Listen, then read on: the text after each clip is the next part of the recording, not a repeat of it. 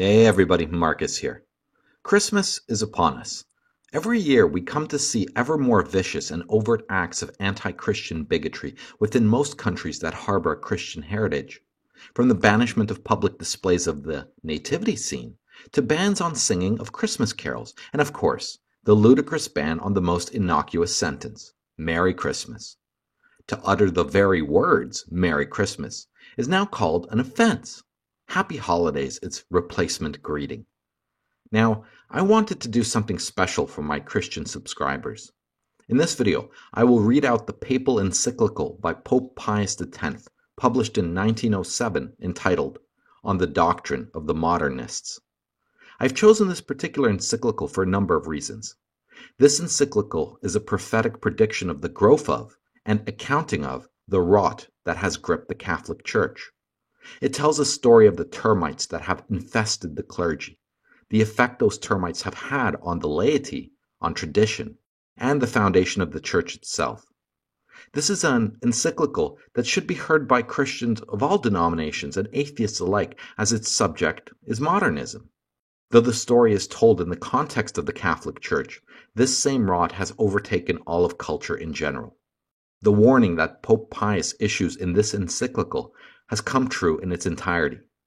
For those who are not familiar with the political landscape of the Catholic faith, let me offer one insight. A schism is growing in the Catholic Church.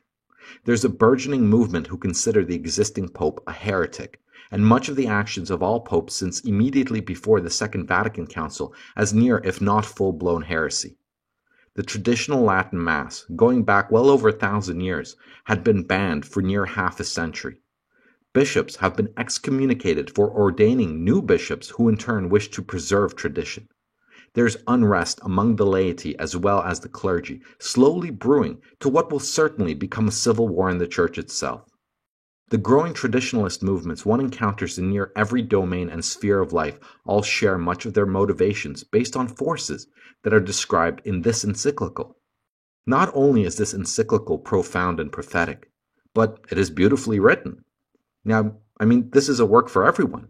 So, whoever has ears, let them hear. Venerable Brethren, health and the apostolic blessing.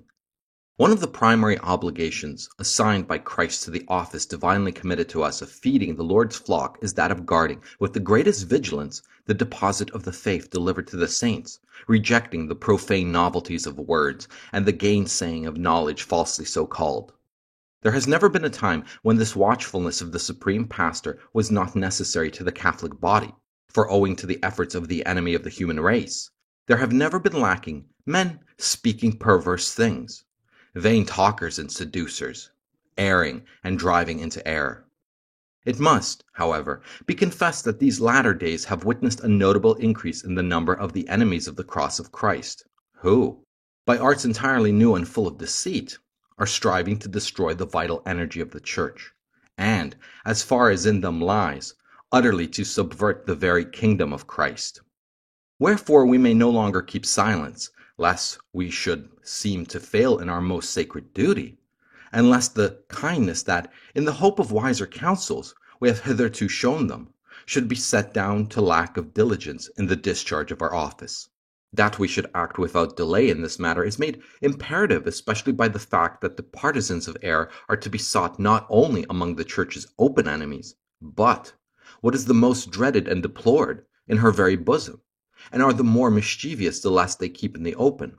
We allude, venerable brethren, to many who belong to the Catholic laity, and, what is much more sad, to the ranks of the priesthood itself, who, animated by a false zeal for the Church, lacking the solid safeguards of philosophy and theology, and nay more, thoroughly imbued with the poisonous doctrines taught by the enemies of the Church, and lost to all sense of modesty, put themselves forward as reformers of the Church, and, forming more boldly into line of attack, assail all that is most sacred in the work of Christ, not sparing even the person of the divine Redeemer, whom, while sacrilegious audacity, they degrade to the condition of a simple and ordinary man.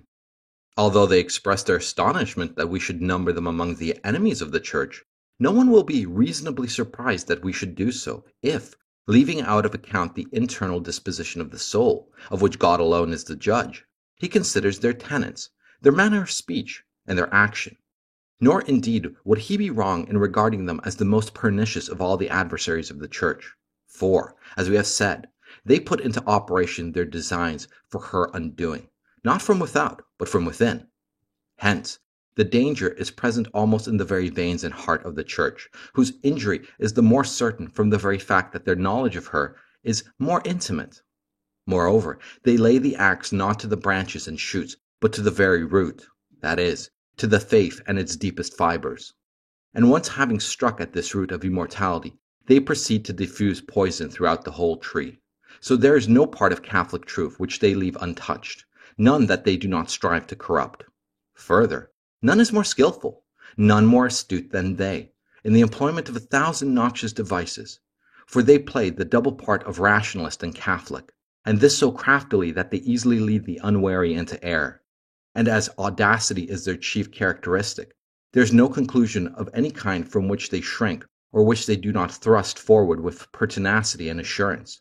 To this must be added the fact, which indeed is well calculated to deceive souls, that they lead a life of the greatest activity, of assiduous and ardent application to every branch of learning, and that they possess, as a rule, a reputation for irreproachable morality. Finally, there is the fact, which is all but fatal to the hope of cure, that their very doctrines have given such a bent to their minds, that they disdain all authority and brook no restraint, and relying upon a false conscience, they attempt to ascribe to a love of truth that which is in reality the result of pride and obstinacy. Once indeed we had hopes of recalling them to a better mind, and to this end we first of all treated them with kindness as our children, then with severity, and at last we have had recourse, though with great reluctance, to public reproof. It is known to you, venerable brethren, how unavailing have been our efforts. For a moment they have bowed their head, only to lift it more arrogantly than before. If it were a matter which concerned them alone, we might perhaps have overlooked it, but the security of the Catholic name is at stake. Wherefore we must interrupt a silence which it would be criminal to prolong, that we may point out to the whole Church, as they really are, men who are badly disguised. It is one of the cleverest devices of the modernists, as they are commonly and rightly called, to present their doctrines without order and systematic arrangement, in a scattered and disjointed manner, so as to make it appear as if their minds were in doubt or hesitation, whereas in reality they are quite fixed and steadfast. For this reason it will be of advantage, venerable brethren, to bring their teachings together here into one group, and to point out their interconnections, and thus to pass to an examination of the sources of the errors, and to prescribe remedies for averting the evil results. To proceed in an orderly manner in this somewhat abstruse subject, it must first of all be noted that the modernist sustains and includes within himself a manifold personality. He is a philosopher, a believer, a theologian, a historian, a critic, an apologist, a reformer. These roles must be clearly distinguished one from another by all who would accurately understand their system and thoroughly grasp the principles and the outcome of their doctrines. We begin, then, with the philosopher. Modernists place the foundation of religious philosophy in that doctrine which is commonly called agnosticism. According to this teaching, human reason is confined entirely within the field of phenomena, that is to say, to things that appear, and in the manner in which they appear. It has neither the right nor the power to overstep these limits. Hence, it is incapable of lifting itself up to God, and of recognizing his existence, even by means of visible things. From this, it is inferred that God can never be the direct object of science, and that, as regards history, he must not be considered as a historical subject. Given these premises, everyone will at once perceive what becomes of natural theology, of the motives of credibility, of external revelation. The modernists simply sweep them entirely aside. They include them in intellectualism, which they denounce as a system which is ridiculous and long since defunct. Nor does the fact the Church has formally condemned these portentous errors exercise the slightest restraint upon them. Yet the Vatican Council has defined, if anyone says that the one true God, our Creator and Lord, cannot be known with certainty by the natural light of human reason, by means of the things that are made, let him be anathema. And also, if anyone says that it is not possible or not expedient that man be taught, through the medium of divine revelation, about God and the worship to be paid him, let him be anathema. And finally, if anyone says that divine revelation cannot be made credible by external signs, and that therefore men should be drawn to the faith only by their personal internal experience or by private inspiration, let him be anathema. It may be asked, in what way do the modernists contrive to make the transition from agnosticism, which is a state of pure nescience, to scientific and historic atheism, which is a doctrine of positive denial, and consequently, by what legitimate process of reasoning they proceed from the fact of ignorance as to whether God has in fact intervened in the history of the human race or not, to explain this history, leaving God out altogether, as if he really had not intervened. Let him answer who can. Yet it is a fixed and established principle among them that both science and history must be atheistic, and within their boundaries there is room for nothing but phenomena, God and all that is divine and utterly excluded. We shall soon see clearly what, as a consequence of this most absurd teaching, must be held touching the most sacred person of Christ, and the mysteries of his life and death, and of his resurrection and ascension into heaven. However, this agnosticism is only the negative part of the system of the modernists. The positive part consists in what they call vital immanence. Thus they advance from one to the other. Religion, whether natural or supernatural, must, like every other fact, admit of some explanation. But when natural theology has been destroyed, and the road to revelation closed by the rejection of the arguments of credibility, and all external revelation absolutely denied, it is clear that this explanation will be sought in vain outside of man himself. It must, therefore, be looked for in man. And since religion is a form of life, the explanation must certainly be found in the life of man. In this way is formulated the principle of religious immanence.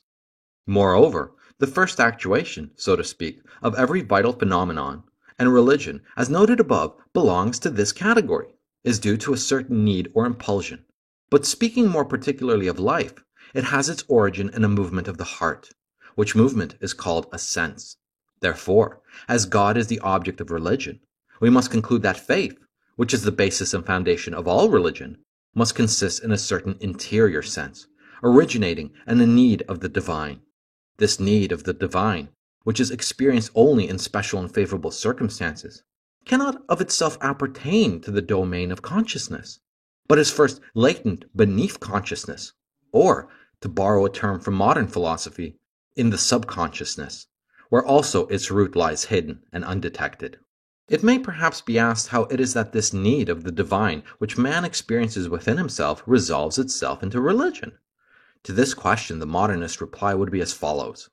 Science and history are confined within two boundaries, the one external, namely the visible world, the other internal, which is consciousness.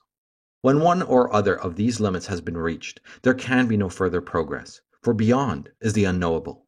In presence of this unknowable, whether it is outside man and beyond the visible world of nature, or lies hidden within the subconsciousness, the need of the divine in a soul in which is prone to religion excites, according to the principle of fideism, without any previous advertence of the mind, a certain special sense, and this sense possesses, implied within itself both as its own object and as its intrinsic cause, the divine reality itself, and in a way unites man with God. It is this sense to which modernists give the name of faith, and this is what they hold to be the beginning of religion. But we have not yet reached the end of their philosophizing, or, to speak more accurately, to their folly. Modernists find in this sense not only faith, but in and with faith, as they understand it, they affirm that there is also to be found revelation. For, indeed, what more is needed to constitute a revelation? Is not that religious sense which is perceptible in the conscious revelation, or at least the beginning of revelation? Nay, it is not God himself manifesting himself, indistinctly, it is true, in this same religious sense, to the soul? And they add, since God is both the object and the cause of faith, this revelation is at the same time of God and from God. That is to say, God is both the revealer and the revealed. From this, venerable brethren, springs that most absurd tenet of the modernists, that every religion, according to the different aspects under which it is viewed, must be considered as both natural and supernatural. It is thus that they make consciousness and revelation synonymous. From this, they derive the law laid down as the universal standard, according to which religious consciousness is to be put on an equal footing with revelation, and that to it all must submit. even the supreme authority of the Church, whether in the capacity of teacher or in that of legislator in the province of sacred liturgy or discipline. In all this process, from which, according to the modernists, faith and revelation spring, one point is to be particularly noted, for it is of capital importance on account of the historical critical corollaries which they deduce from it. The unknowable they speak of does not present itself to faith as something solitary and isolated, but on the contrary, in close conjunction with some phenomenon, which, though it belongs to the realm of science or history, yet to some extent exceeds their limits. Such a phenomenon may be a fact of nature and containing within itself something mysterious, or it may be a man whose character, actions, and words cannot, apparently, be reconciled with the ordinary laws of history. Then faith, attracted by the unknowable which is united with the phenomenon, seizes upon the whole phenomenon, and, as it were, permeates it with its own life. From this, two things follow. The first is a sort of transfiguration of the phenomenon by its elevation above its own true conditions, an elevation by which it becomes more adapted to clothe itself with the form of the divine character which faith will bestow upon it. The second consequence is a certain disfiguration, so it may be called, of the same phenomenon arising from the fact that faith attributes to it, when stripped of the circumstances of place and time, characteristics which it does not really possess. And this takes place especially in the case of the phenomenon of the past, and the more fully in the measure of their antiquity. From these two principles, the modernists deduce two laws, which, when united with a third which they have already derived from agnosticism, constitute the foundation of historic criticism. An example may be sought in the person of Christ. In the person of Christ, they say, science and history encounter nothing that is not human. Therefore, in virtue of the first canon deduced from agnosticism, whatever there is in history suggestive of the divine must be rejected. Then, according to the second canon, the historical person of Christ was transfigured by faith. Therefore, everything that raises it above historical conditions must be removed. Lastly, the third canon, which lays down that the person of Christ has been disfigured by faith, requires that everything should be excluded, deeds and words and all else, that is not in strict keeping with his character, condition, and education, and with the place and time in which he lived. A method of reasoning which is passing strange, but in it we have the modernist criticism. It is thus that the religious sense, which through the agency of vital eminence emerges from the lurking places of the subconsciousness, is the germ of all religion, and the explanation of everything that has been or ever will be in any religion. This sense, which was at first only rudimentary and almost formless, under the influence of that mysterious principle from which it originated, gradually matured with the progress of human life, of which, as has been said, it is a certain form. This, then, is the origin of all, even of supernatural religion. For religions are mere developments of this religious sense, nor is the Catholic religion an exception. It is quite on a level with the rest, for it was engendered by the process of vital eminence, and by no other way, in the consciousness of Christ, who was a man of the choicest nature, whose like has never been, nor will be. In hearing these things, we shudder indeed at so great an audacity of assertion, and so great a sacrilege. And yet, venerable brethren, these are not merely the foolish babblings of unbelievers. These are Catholics, yea, and priests too, who say these things openly, and they boast that they are going to reform the Church by these ravings. The question is no longer one of the old era, which claimed for human nature a sort of right to the supernatural. It has gone far beyond that, and has reached the point when it is affirmed that our most holy religion, in the man Christ as in us, emanated from nature spontaneously and of itself. Nothing assuredly could be more utterly destructive of the whole supernatural order.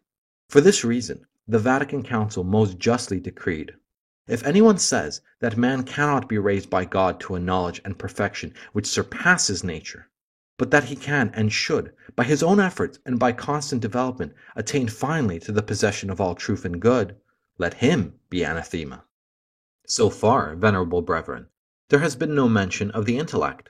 It also, according to the teaching of the modernists, has its part in the act of faith, and it is of importance to see how. In that sense of which we have frequently spoken, since sense is not knowledge, they say God, indeed, presents himself to man, but in a manner so confused and indistinct that he can hardly be perceived by the believer. It is therefore necessary that a certain light should be cast upon this sense, so that God may clearly stand out in relief and be set apart from it. This is the task of the intellect, whose office it is to reflect and to analyze, and by means of it man first transforms into mental pictures the vital phenomena which arise within him, and then expresses them in words. Hence the common saying of modernists, that the religious man must think his faith. The mind then, encountering this sense, throws itself upon it, and works in it after the manner of a painter who restores to great clearness the lines of a picture that have been dimmed with age. The simile is that of one of the leaders of modernism. The operation of the mind in this work is a double one. First, by a natural and spontaneous act, it expresses its concept in a simple, popular statement. Then, on reflection and deeper consideration, or, as they say, by elaborating its thought, it expresses the idea in secondary propositions, which are derived from the first, but are more precise and distinct. These secondary propositions, if they finally receive the approval of the supreme magisterium of the Church, constitute dogma. We have thus reached one of the principal points in the modernist system, namely, the origin and the nature of dogma. For they place the origin of dogma in those primitive and simple formulas, which, under a certain aspect, are necessary to faith. For revelation, to be truly such, requires the clear knowledge of God in the consciousness. But dogma itself, they apparently hold, strictly consists in the second formulas. To ascertain the nature of dogma, we must first find the relation which exists between the religious formulas and the religious sense. This will be readily perceived by anyone who holds that these formulas have no other purpose than to furnish the believer with a means of giving to himself an account of his faith. These formulas therefore stand midway between the believer and his faith. In their relation to the faith, they are the inadequate expression of its object, and are usually called symbols. In their relation to the believer, they are mere instruments. Hence, it is quite impossible to maintain that they absolutely contain the truth, for, in so far as they are symbols, they are the images of truth, and so must be adopted to the religious sense in its relation to man.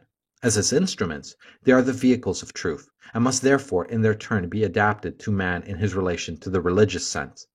But the object of the religious sense, as something contained in the absolute, possesses an infinite variety of aspects, of which now one, now another, may present itself. In like manner, he who believes can avail himself of varying conditions.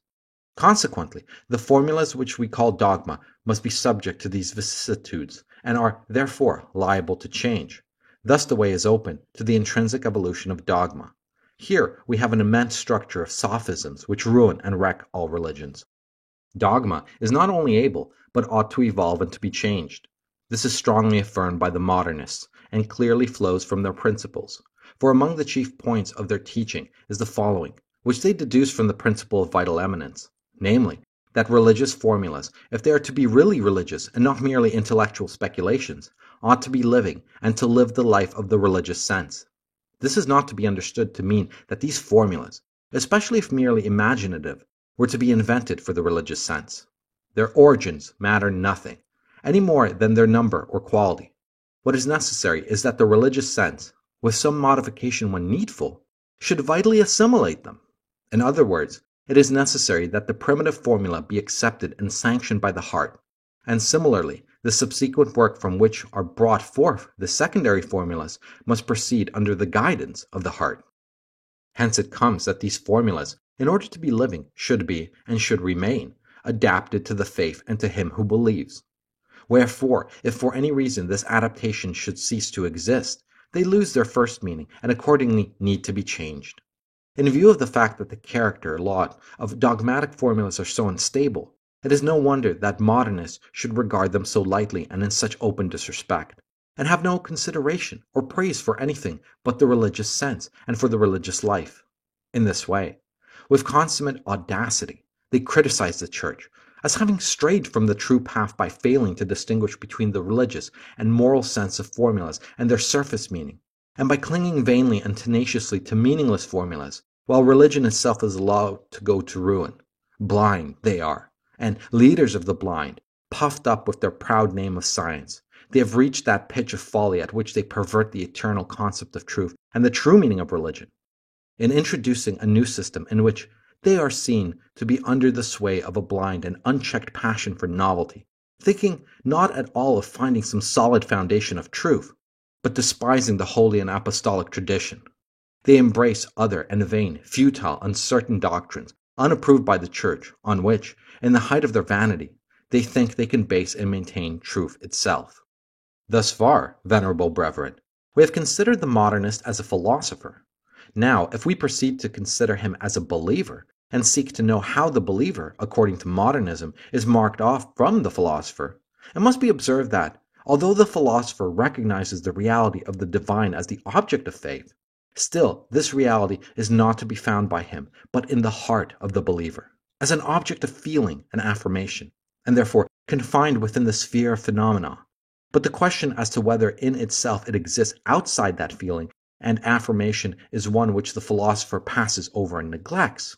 For the modernist believer, on the contrary, it is an established and certain fact that the reality of the divine does really exist in itself, and quite independently of the person who believes in it. If you ask on what foundation this assertion of the believer rests, he answers, in the personal experience of the individual. On this head, the modernists differ from the rationalists only to fall into the view of the Protestants and pseudo-mystics. The following is their manner of stating the question. In the religious sense, one must recognize a kind of intuition of the heart which puts man in immediate contact with the reality of God, and infuses such a persuasion of God's existence and his action both within and without man as far to exceed any scientific conviction. They assert, therefore, the existence of a real experience, and one of a kind that surpasses all rational experience. If this experience is denied by some, like the rationalists, they say that this arises from the fact that such persons are unwilling to put themselves in the moral state necessary to produce it. It is this experience which makes the person who acquires it to be properly and truly a believer. How far this position is removed from that of Catholic teaching. We have already seen how its fallacies have been condemned by the Vatican Council. Later on, we shall see how these errors, combined with those which we have already mentioned, open wide the way to atheism. Here it is well to note that once that, given this doctrine of experience united with that of symbolism, every religion, even that of paganism, must be held to be true. What is to prevent such experiences from being found in any religion? In fact, that they are so is maintained by not a few. On what grounds can modernists deny the truth of an experience affirmed by a follower of Islam? Will they claim a monopoly of true experiences for Catholics alone? Indeed, modernists do not deny, but actually maintain, some confusedly, others frankly, that all religions are true. That they cannot feel otherwise is obvious. For on what ground, according to their theories, could falsity be predicated of any religion whatsoever? Certainly it would be either on account of the falsity of the religious sense, or on account of the falsity of the formulas pronounced by the mind. Now the religious sense, although it may be more perfect or less perfect, is always one and the same, and the intellectual formula, in order to be true, has but to respond to the religious sense and to the believer, whatever be the intellectual capacity of the latter. In the conflict between different religions, the most that modernists can maintain is that the Catholic has more truth because it is more vivid, and that it deserves with more reason the name of Christian because it corresponds more fully with the origins of Christianity. No one will find it unreasonable that these consequences flow from the premises. But what is most amazing is that there are Catholics and priests who, we would fain believe, abhor such enormities, and yet act as if they fully approved of them. For they lavish such praise and bestow such public honor on the teachers of these errors as to convey the belief that their admiration is not meant merely for the persons, who are perhaps not devoid of a certain merit, but rather for the sake of the errors which these persons openly profess and which they do all in their power to propagate. There is yet another element in this part of their teaching which is absolutely contrary to Catholic truth. For what is laid down as to experience is always applied with destructive effect to tradition, which has always been maintained by the Catholic Church. Tradition, as understood by the modernists, is a communication with others of an original experience, through preaching by means of the intellectual formula. To this formula, in addition to its representative value, they attribute a species of suggestive efficacy, which acts firstly in the believer by stimulating the religious sense, should it have to become sluggish, and by renewing the experience once acquired, and secondly, in those who do not yet believe by awakening in them for the first time the religious sense and producing the experience. In this way is religious experience spread abroad among the nations, and not merely among contemporaries by preaching, but among future generations both by books and by oral transmission from one to another. Sometimes this communication of religious experience takes root and thrives. At other times it withers and at once and dies. For the modernists, to live is a proof of truth, since for them life and truth are one and the same thing. Thus we are once more led to infer that all existing religions are equally true, for otherwise they would not have survived. We have proceeded sufficiently far, venerable brethren, to have before us enough, and more than enough, to enable us to see what are the relations which modernists establish between faith and science, including, as they are wont to do under that name, history. And in the first place, it is to be held that the object matter of the one is quite extraneous to and separate from the object matter of the other. For faith occupies itself solely with something which science declares to be for it unknowable. Hence each has a separate scope assigned to it. Science is entirely concerned with the phenomena, into which faith does not at all enter. Faith, on the contrary, concerns itself with the divine, which is entirely unknown to science. Thus it is contended that there can never be any dissension between faith and science. For if each keeps on its own ground, they can never meet and therefore never can be in contradiction. And if it be objected that in the visible world there are some things which appertain to faith, such as the human life of Christ, the modernists reply by denying this. For through such things come within the category of phenomena, still, and as far as they are lived by faith, and in the way already described have been by faith transfigured and disfigured, they have been removed from the world of sense and transferred into material for the divine. Hence should it be further asked whether Christ has wrought real miracles, and made real prophecies, whether he rose truly from the dead and ascended into heaven, the answer of agnostic science will be in the negative, and the answer of faith in the affirmative, yet there will not be, on that account, any conflict between them. For it will be denied by the philosopher, as a philosopher, speaking to philosophers, and considering Christ only in historical reality. And it will be affirmed by the believer, as a believer, speaking to believers, and considering the life of Christ as lived again by the faith and in the faith. It would be a great mistake, nevertheless, to suppose that, according to these theories, one is allowed to believe that faith and science are entirely independent of each other. On the side of science, that is indeed quite true and correct, but it is quite otherwise with regard to faith, which is subject to science, not on one, but on three grounds. For in the first place, it must be observed that in every religious fact, when one takes away the divine reality and the experience of it, which the believer possesses, everything else, and especially the religious formulas, belongs to the sphere of phenomena and therefore falls under the control of science.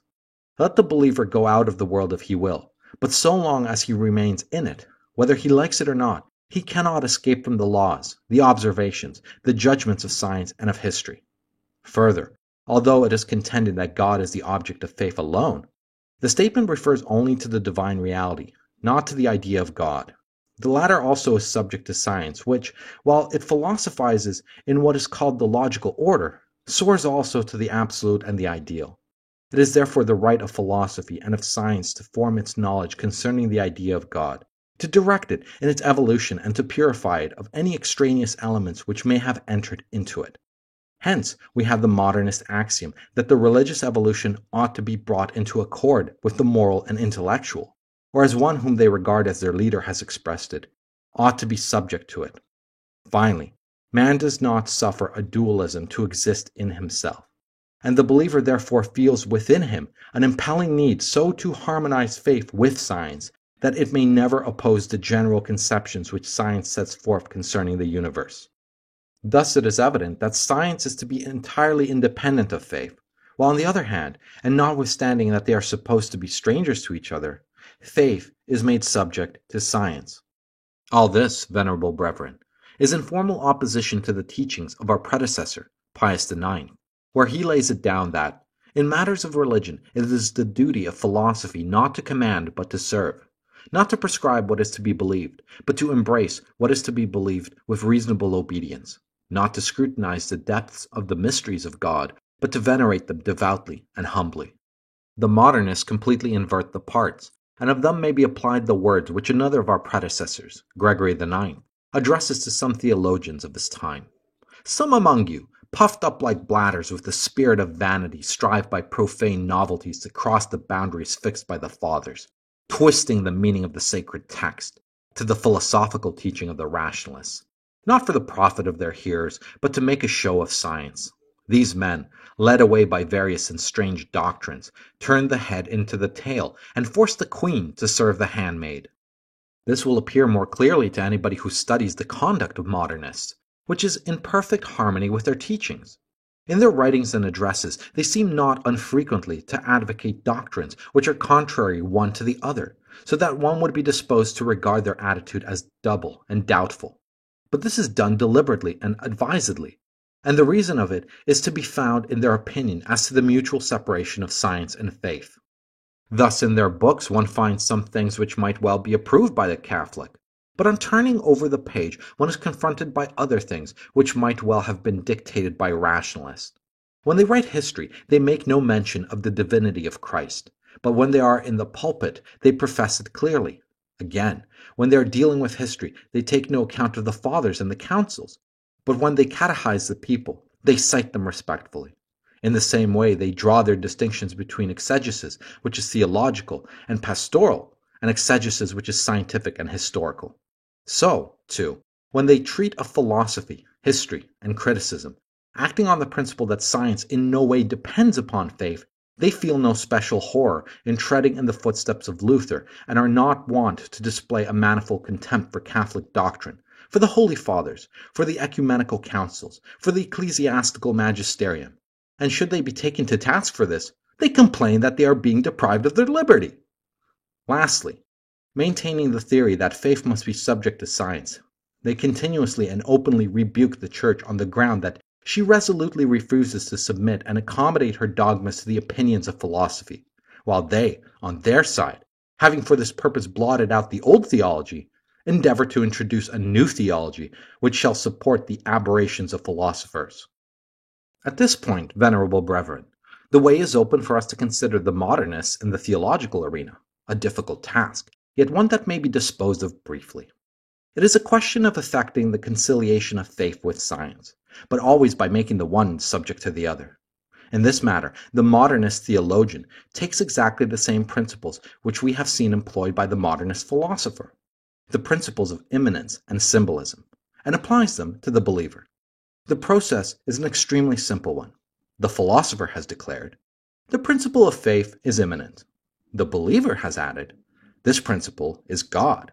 And the theologian draws the conclusion, God is immanent in man. Thus we have theological immanence. So, too, the philosopher regards it as certain that the representations of the object of faith are merely symbolic. The believer has likewise affirmed that the object of faith is God in himself, and the theologian proceeds to affirm that the representations of the divine reality are symbolic, and thus we have theological symbolism. These errors are truly of the gravest kind, and the pernicious character of both will be seen clearly from an examination of their consequences. For, to begin with symbolism, since symbols are but symbols in regard to their object, and only instruments in regard to the believer, it is necessary, first of all, according to the teaching of the modernists, that the believer does not lay too much stress on the formula, as formula, but avail himself of it only for the purpose of uniting himself to the absolute truth which the formula at once reveals and conceals, that is to say, endeavors to express but without ever succeeding in doing so. They would also have the believer make use of the formulas only in as far as they are helpful to him, for they are given to be a help and not a hindrance, with proper regard, however, for the social respect due to formulas which the public magisterium has deemed suitable for expressing the common consciousness until such time as the same magisterium shall provide otherwise. Concerning immanence, it is not easy to determine what modernists precisely mean by it, for their own opinions on the subject vary. Some understand it in the sense that God working in man is more intimately present in him than man is even in himself, and this conception, if properly understood, is irreproachable. Others hold the divine action is with the action of nature, as the action of the first cause is one with the action of the secondary cause, and this would destroy the supernatural order. Others, finally, explain it in a way which savors of pantheism, and this, in truth, is the sense which best fits in with the rest of their doctrines. With this principle of immanence is connected another which may be called the principle of divine permanence. It differs from the first in much the same way as the private experience differs from the experience transmitted by tradition. An example illustrating what is meant will be found in the Church and the sacraments. The Church and the sacraments, according to the modernists, are not to be regarded as having been instituted by Christ himself. This is barred by agnosticism, which recognizes in Christ nothing more than a man whose religious consciousness has been, like that of all men, formed by degrees. It is also barred by the law of immanence, which rejects what they call external application. It is further barred by the law of evolution, which requires, for the development of the germs, time and a certain series of circumstances. It is finally barred by history, which shows that such, in fact, has been the course of things. Still, it is to be held that both church and sacrament have been founded mediated by Christ. But how? In this way. All Christian conscience were, they affirm, in a manner, virtually included in the conscience of Christ as the plant is included in the seed. But as the branches live the life of the seed, so, too, all Christians are to be said to live the life of Christ. But the life of Christ, according to faith, is divine, and so, too, in the life of Christians. And if this life produced, in the course of ages, both the Church and the sacraments, it is quite right to say that their origin is from Christ and is divine. In the same way they make out that the Holy Scriptures and the dogmas are divine, and in this, the modernist theology may be said to reach its completion, a slender provision, in truth, but more than enough for the theologian who professes that the conclusions of science, whatever they may be, must always be accepted. No one will have any difficulty in making the application of these theories to the other points with which we propose to deal. Thus far, we have touched upon the origin and nature of faith. But as faith has many branches, and chief among them the church, dogma, worship, devotion, the books which we call sacred, it concerns us to know what the modernists teach concerning them. To begin with dogma, we have already indicated its origin and nature. Dogma is born of a sort of impulse or necessity by virtue of which the believer elaborates his thought so as to render it clear to his own conscience and to that of others. This elaboration consists entirely in the process of investigating and refining the primitive mental formula, not indeed in itself and according to any logical explanation, but according to circumstances, or vitally, as the modernists somewhat less intelligibly describe it. Hence it happens that around this primitive formula, secondary formulas, as we have already indicated, gradually continue to be formed, and these subsequently grouped into one body, or one doctrinal construction, and further sanctioned by the public magisterium as responding to the common consciousness, are called dogma. Dogma is to be carefully distinguished from the speculations of theologians which, although not alive with the life of dogma, are not without their utility as serving both to harmonize religion with science and to remove opposition between them, and to illuminate and defend religion from without, and it may be even to prepare the matter for future dogma. Concerning worship, there would not be much to be said, were it not that under this head are comprised the sacraments, concerning which the modernist error are of the most serious character. For them, the sacraments are the resultant of a double impulse or need, for, as we have seen, everything in their system is explained by inner impulses and necessities. The first need is that of giving some sensible manifestation to religion. The second is that of expressing it, which could not be done without some sensible form and consecrating acts, and these are called sacraments. But for the modernists, sacraments are bare symbols or signs, though not devoid of a certain efficacy, an efficacy, they tell us, like that of certain phrases vulgarly described as having caught the popular ear, inasmuch as they have the power of putting certain leading ideas into circulation and of making a marked impression upon the mind. What the phrases are to the ideas, that the sacraments are to the religious sense, that and nothing more.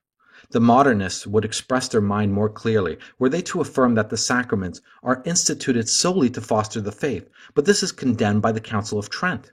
If anyone says that these sacraments are instituted solely to foster the faith, let him be anathema. We have already touched upon the nature and origin of the sacred books.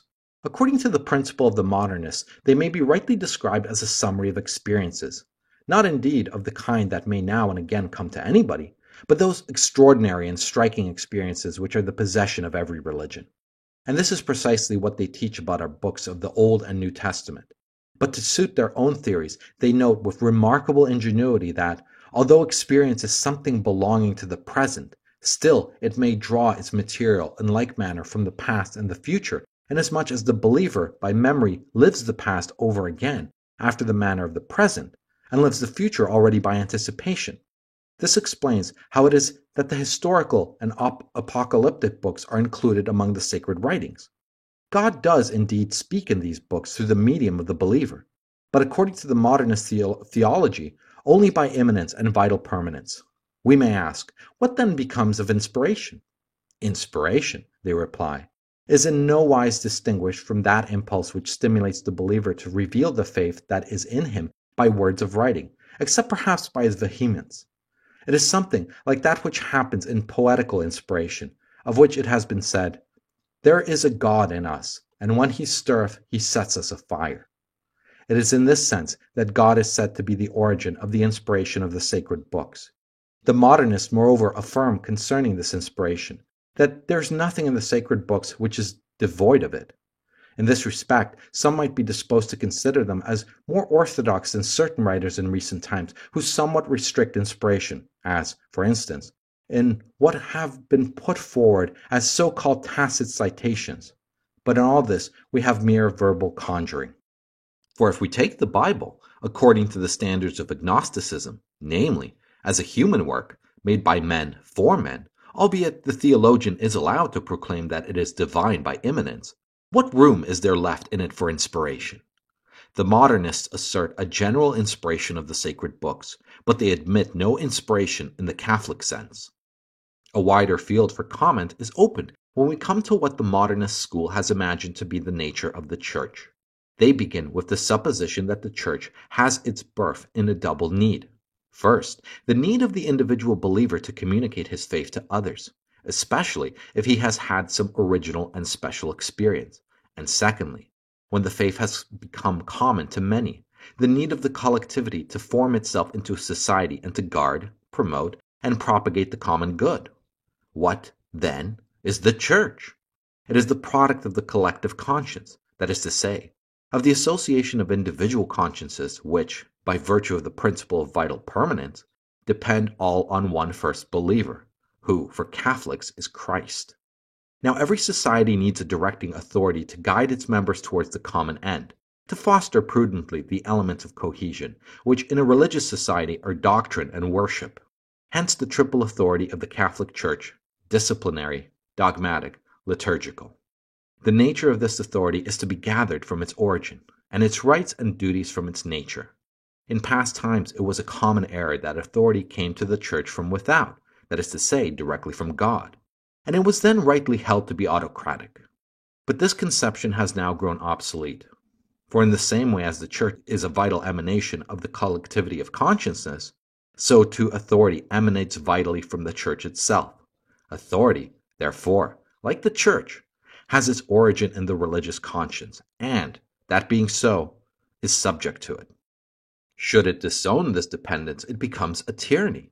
For we are living in an age when the sense of liberty has reached its highest development. In the civil order, the public conscience has introduced popular government. Now there is in man only one conscience, just as there is only one life. It is for the ecclesiastical authority, therefore, to adopt a democratic form, unless it wishes to provoke and foment an intestinal conflict in the conscience of mankind. The penalty of refusal is disaster. For it is madness to think that the sentiment of liberty, as it now obtains, can recede. Were it forcibly pent up and held in bonds, the more terrible would be its outburst, sweeping away at once both church and religion. Such is the situation in the minds of the modernists, and their one great anxiety is, in consequence, to find a way of conciliation between the authority of the Church and the liberty of the believers. But it is not only within her own household that the Church must come to terms. Besides her relations with those within, she has others with those who are outside. The Church does not occupy the world all by herself. There are other societies in the world with which she must necessarily have dealings and contact. The rights and duties of the Church towards civil society must, therefore, be determined, and determined, of course, by her own nature, that, to wit, which the modernists have already described to us. The rules to be applied in this matter are clearly those which have been laid down for science and faith, though in the latter case the question turned upon the object, while in the present case we have one of ends. In the same way, then, as faith and science are alien to each other by reason of the diversity of their objects, church and state are strangers by reasons of the diversity of their ends, that of the church being spiritual, while that of the state is temporal. Formerly, it was possible to subordinate the temporal to the spiritual and to speak of some questions as mixed, conceding to the church the position of queen and mistress in all such, because the church was then regarded as having been instituted immediately by God as the author of the supernatural order. But this doctrine is today repudiated alike by philosophers and historians. The state must, therefore, be separated from the church, and the Catholic from the citizen. Every Catholic, from the fact that he is also a citizen, has the right and the duty to work for the common good in the way he thinks best, without troubling himself about the authority of the church, without paying any heed to its wishes, its counsels, its orders, nay, even in spite of its rebukes. For the church to trace out and prescribe for the citizen any line of action, on any pretext whatsoever, is to be guilty of an abuse of authority, against which one is bound to protest with all one's might. Venerable brethren, the principles from which these doctrines spring have been solemnly condemned by our predecessor Pius VI in his apostolic constitution Auctorem Fidei.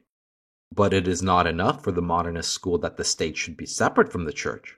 For as faith is to be subordinated to science as far as phenomenal elements are concerned, so too in temporal matters the church must be subject to the state. This, indeed, modernists may not yet say openly, but they are forced by the logic of their position to admit it. For granted the principle that in temporal matters the state possesses the sole power, it will follow that when the believer, not satisfied with merely internal acts of religion, proceeds to external acts, such for instance as the reception or administration of the sacraments, these will fall under the control of the state. What will then become of ecclesiastical authority, which can only be exercised by external acts? Obviously, it will be completely under the dominion of the state. It is this inevitable consequence which urges many among liberal Protestants to reject all external worship, nay, all external religious fellowship, and leads them to advocate what they call individual religion. If the modernists have not yet openly proceeded so far, they ask the church in the meanwhile to follow of her own accord in the direction in which they urge her, and to adopt herself to the forms of the state. Such are their ideas about disciplinary authority. But much more evil and pernicious are their opinions on doctrinal and dogmatic authority. The following is their conception of the magisterium of the church. No religious society, they say, can be a real unit unless the religious conscience of its members be one, and also the formula which they adopt. But this double unity requires a kind of common mind, whose office is to find and determine the formula that corresponds best with the common conscience, and it must have, moreover, an authority sufficient to enable it to impose on the community the formula which has been decided upon. From the combination and, as it were, fusion of these two elements, the common mind which draws up the formula and the authority which imposes it arises, according to the modernists, the notion of the ecclesiastical magisterium. And, as this magisterium springs, in its last analysis, from the individual consciences and possesses its mandate of public utility for their benefit, it necessarily follows that the ecclesiastical magisterium must be dependent upon them, and should therefore be made to bow to the popular ideals. To prevent individual consciences from expressing freely and openly the impulses they feel, to hinder criticism from urging forward dogma in the path of its necessary evolution, is not a legitimate use, but an abuse of a power given for the public weal. So, too, a due method and measure must be observed in the exercise of authority. To condemn and prescribe a work without the knowledge of the author, without hearing his explanations, without discussion, is something approaching to tyranny. And here again, it is a question of finding a way of reconciling the full rights of authority on the one hand and those of liberty on the other. In the meantime, the proper course for the Catholic will be to proclaim publicly his profound respect for authority, while never ceasing to follow his own judgment. Their general direction for the Church is as follows. that the ecclesiastical authority, since its end is entirely spiritual, should strip itself of that external pomp which adorns it in the eyes of the public. In this, they forget that while religion is for the soul, it is not exclusively for the soul, and that the honor paid to authority is reflected back on Christ who instituted it. To conclude this whole question of faith and its various branches, we have still to consider, venerable brethren, what the modernists have to say about the development of the one and the other. First of all, they lay down the general principle that in a living religion, everything is subject to change, and must in fact be changed. In this way, they pass to what is practically their principal doctrine, namely, evolution. To the laws of evolution, everything is subject under penalty of death. Dogma, church, worship, the books we revere as sacred, even faith itself. The enunciation of this principle will not be a matter of surprise to anyone who bears in mind what the modernists had to say about each of these subjects. Having laid down this law of evolution, the modernists themselves teach us how it operates. And first, with regard to faith. The primitive form of faith, they tell us, was rudimentary and common to all men alike, for it had its origin in human nature and human life. Vital evolution brought with it progress, not by the accretion of new and purely advantageous forms from without, but by an increasing profusion of the religious sense into the conscience. The progress was of two kinds: negative, by the elimination of all extraneous elements, such, for example, as those derived from the family or nationality, and positive, by that intellectual and moral refining of man, by means of which the idea of the divine became fuller and clearer, while the religious sense became more acute. For the progress of faith, the same causes are to be assigned as those which are adduced above to explain its origin. But to them must be added those extraordinary men whom we call prophets, to whom Christ was the greatest. Both because of their lives and their words, there was something mysterious which faith attributed to the divinity, and because it fell to their lot to have new and original experiences fully in harmony with the religious needs of their time. The progress of dogma is due chiefly to the fact that obstacles to the faith have to be surmounted, enemies have to be vanquished, and objections have to be refuted. Add to this a perpetual striving to penetrate ever more profoundly into those things which are contained in the mysteries of faith. Thus, putting aside other examples, it is found to have happened in the case of Christ. In him, that divine something which faith recognized in him was slowly and gradually expanded in such a way that he was at last held to be God. The chief stimulus of the evolution of worship consists in the need of accommodation to the manners and customs of the people, as well as the need of avail itself of the value which certain acts have acquired by usage. Finally, evolution in the Church itself is fed by the need of adapting itself to historical conditions and of harmonizing itself with existing forms of society. Such is their view with regard to each. And here, before proceeding further, we wish to draw attention to this whole theory of necessities or needs, for beyond that we have seen, it is, as it were, the base and foundation of that famous method which they describe as historical. Although evolution is urged on by needs or necessities, yet, if controlled by these alone, it would easily overstep the boundaries of tradition, and thus, separated from its primitive vital principle, would make for ruin instead of progress. Hence, by those who study more closely the ideas of the modernists, evolution is described as a resultant from the conflict of two forces, one of them tending towards progress, the other towards conservation. The conserving force exists in the Church and is found in tradition. Tradition is represented by religious authority, and this both by right and in fact. By right, for it is in the very nature of authority to protect tradition, and in fact, since authority, raised as it is above the contingencies of life, feels hardly, or not at all, the spurs of progress. The progressive force, on the contrary, which responds to the inner needs, lies in the individual consciences and works in them, especially in such of them as are in more close and intimate contact with life. Already we observe, venerable brethren, the introduction of that most pernicious doctrine which would make of the laity the factor of progress in the Church. Now it is by a species of covenant and compromise between these two forces of conservation and progress, that is to say, between authority and individual consciousness, that changes and advances take place. The individual consciousness, or some of them, act on the collective conscience, which brings pressure to bear on the depositories of authority to make terms and to keep to them. With all this in mind, one understands how it is that the modernists express astonishment when they are reprimanded or punished. What is imputed to them as a fault they regard as a sacred duty?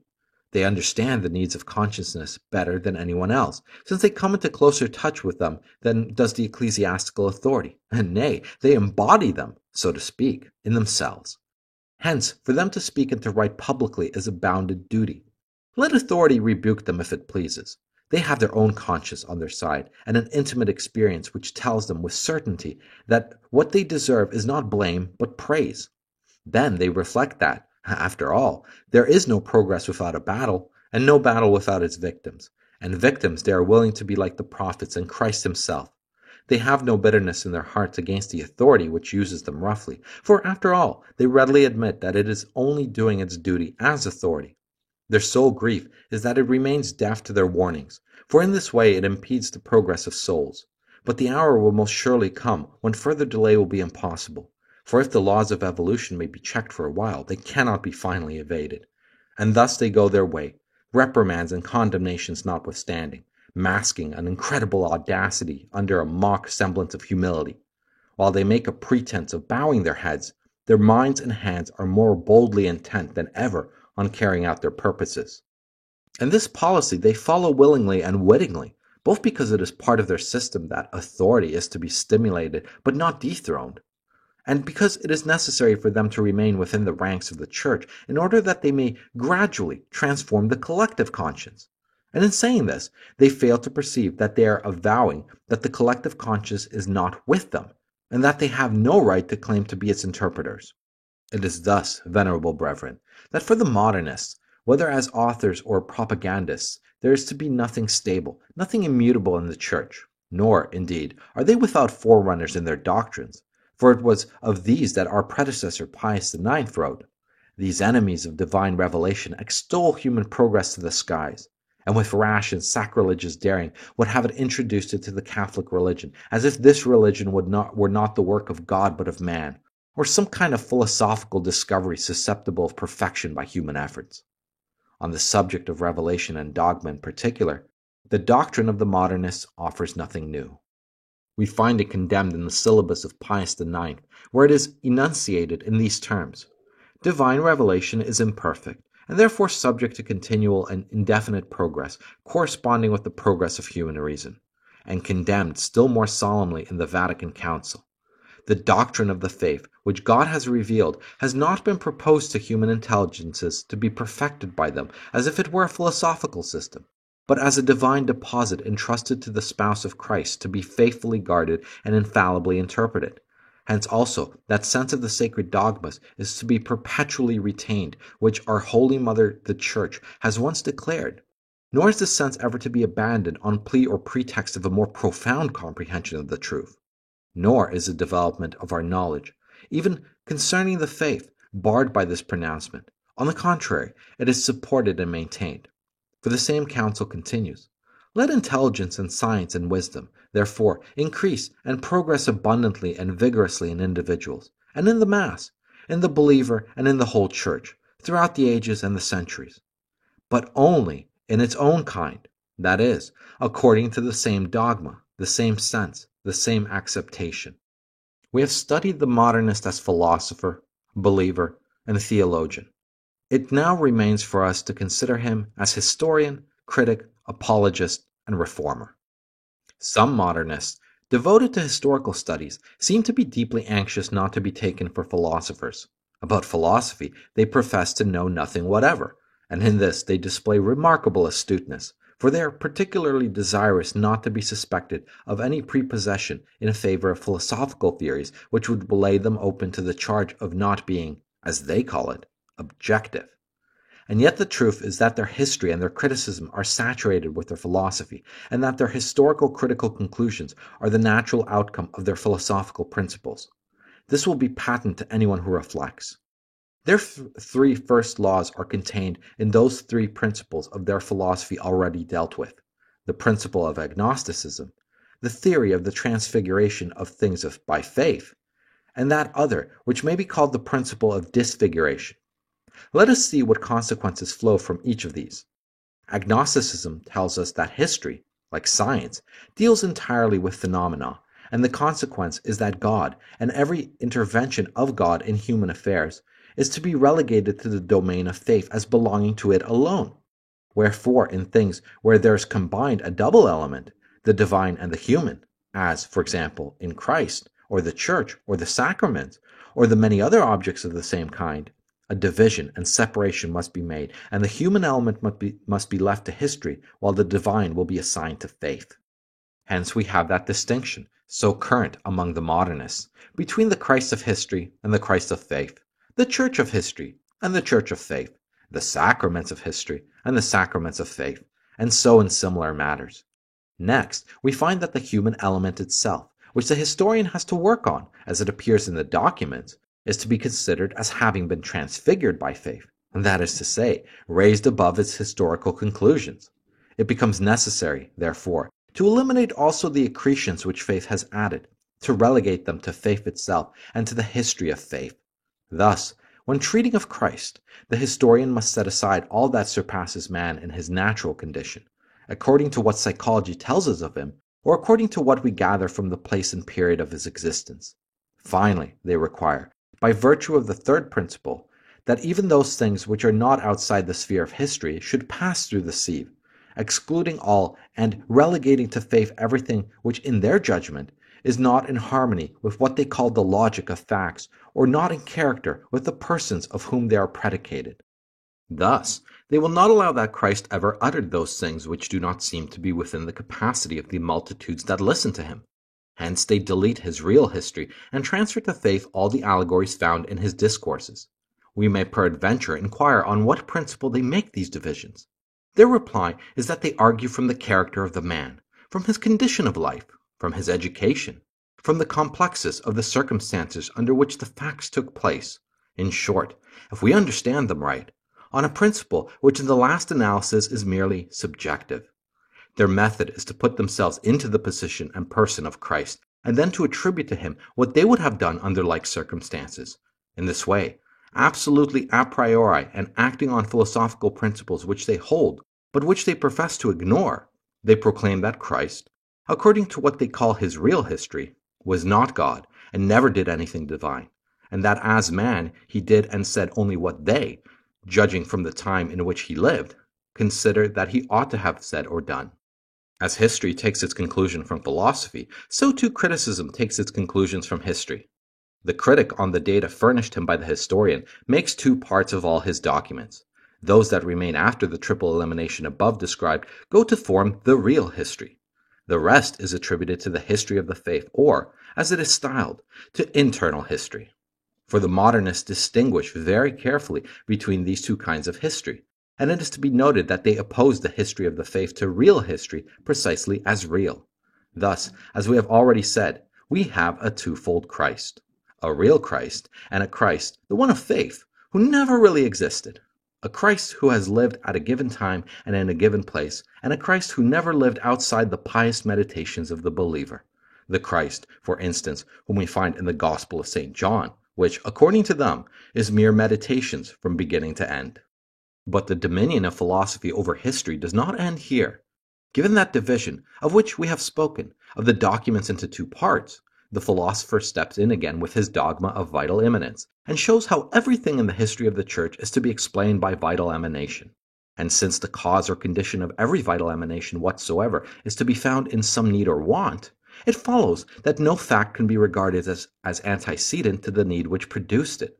Historically, the fact must be posterior to the need. What, then, does the historian do in view of this principle?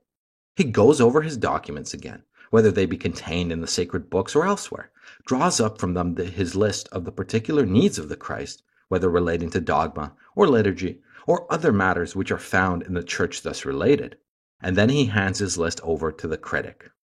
The critic takes in hand the documents dealing with the history of faith and distributes them, period by period, so that they correspond exactly with the list of needs, always guided by the principle that the narration must follow the facts, as the facts follow the needs. It may at times happen that some parts of the sacred scriptures, such as the epistles, themselves constitute the fact created by the need. Even so, the rule holds that the age of any document can only be determined by the age in which each need has manifested itself in the Church. Further, a distinction must be made between the beginning of a fact and its development. For what is born in one day requires time for growth. Hence the critic must once more go over his documents, ranged as they are through the different ages, and divide them again into two parts, separating those that regard the origin of the facts from those that deal with the development. And these he must again arrange according to their periods. Then the philosopher must come in again to enjoin upon the historian the obligation of following in all his studies the precepts and laws of evolution. It is next for the historian to scrutinize his documents once more, to examine carefully the circumstances and conditions affecting the Church during the different periods, the conserving force she has put forth, the needs both internal and external that have stimulated her to progress, the obstacles she has had to encounter, in a word, everything that helps to determine the manner in which the laws of evolution have been fulfilled in her. This done, he finishes his work by drawing up a history of the development in his broad lines. The critic follows and fits in the rest of the documents. He sets himself to write. The history is finished. Now we ask here, who is the author of this history? The historian? The critic? Assuredly neither of these, but the philosopher. From beginning to end, everything in it is a priori, and an a priorism that reeks of heresy. These men are certainly to be pitied, of whom the apostle might well say, they became vain in their thoughts, professing themselves to be wise, they became fools. At the same time, they excite resentment when they accuse the Church of arranging and confusing the texts after her own fashion, and for the needs of her cause. In this, they are accusing the Church of something for which their own conscience plainly reproaches them. The result of this dismembering of the records and this partition of them throughout the centuries is naturally that the Scripture can no longer be attributed to the authors whose names they bear. The modernists have no hesitation in affirming generally that these books, and especially the Pentateuch and the first three Gospels, have been gradually formed from a primitive brief narration, by additions, by interpolations of theological or allegorical interpretations, or parts introduced only for the purpose of joining different passages together. This means, to put it briefly and clearly, that in the sacred books we must admit a vital evolution, springing from and corresponding with the evolution of faith. The traces of this evolution, they tell us, are so visible in the books that one might almost write a history of it.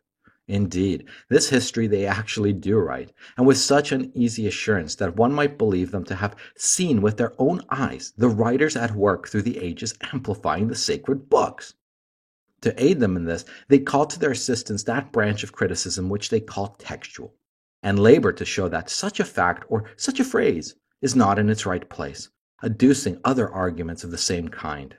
They seem, in fact, to have constructed for themselves certain types of narration and discourses, upon which they base their assured verdict as to whether a thing is or is not out of place. Let him who can judge how far they are qualified in this way to make such distinctions. To hear them descant of their works on the sacred books, in which they have been able to discover so much that is defective, one would imagine that before them nobody ever even turned over the pages of Scripture.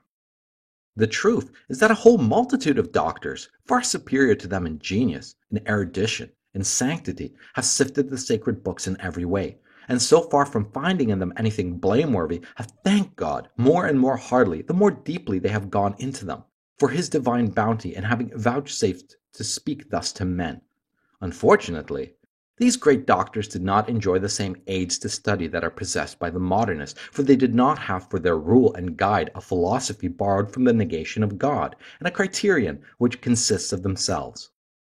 We believe, then, that we have set forth with sufficient clearness the historical method of the modernists. The philosopher leads the way, the historian follows, and then, in due order, come the internal and textual critics. And since it is characteristic of the primary cause to communicate its virtue to causes which are secondary, it is quite clear that the criticism with which we are concerned is not any kind of criticism, but that which is rightly called agnostic, immanistic, and evolutionistic criticism. Hence anyone who adopts it and employs it makes profession thereby of the errors contained in it, and places himself in opposition to Catholic teaching. This being so, It is much a matter for surprise that it should have found acceptance to such an extent among certain Catholics. Two causes may be assigned for this. First, the close alliance which the historians and critics of the school have formed among themselves independent of all differences of nationality or religion. Second, their boundless effrontery by which, if one then makes any utterance, the other applauds him in chorus, proclaiming that science has made another step forward, while if an outsider should desire to inspect the new discovery for himself, they form a coalition against him. He who denies it is decreed as one who is ignorant, while he who embraces and defends it has all their praise. In this way, they entrap not a few, who, did they but realize that they are doing, would shrink back in horror. The domineering overbearance of those who teach the errors, and the thoughtless compliance of the more shallow minds who assent to them, create a corrupted atmosphere which penetrates everywhere and carries infection with it. But let us pass to the apologist.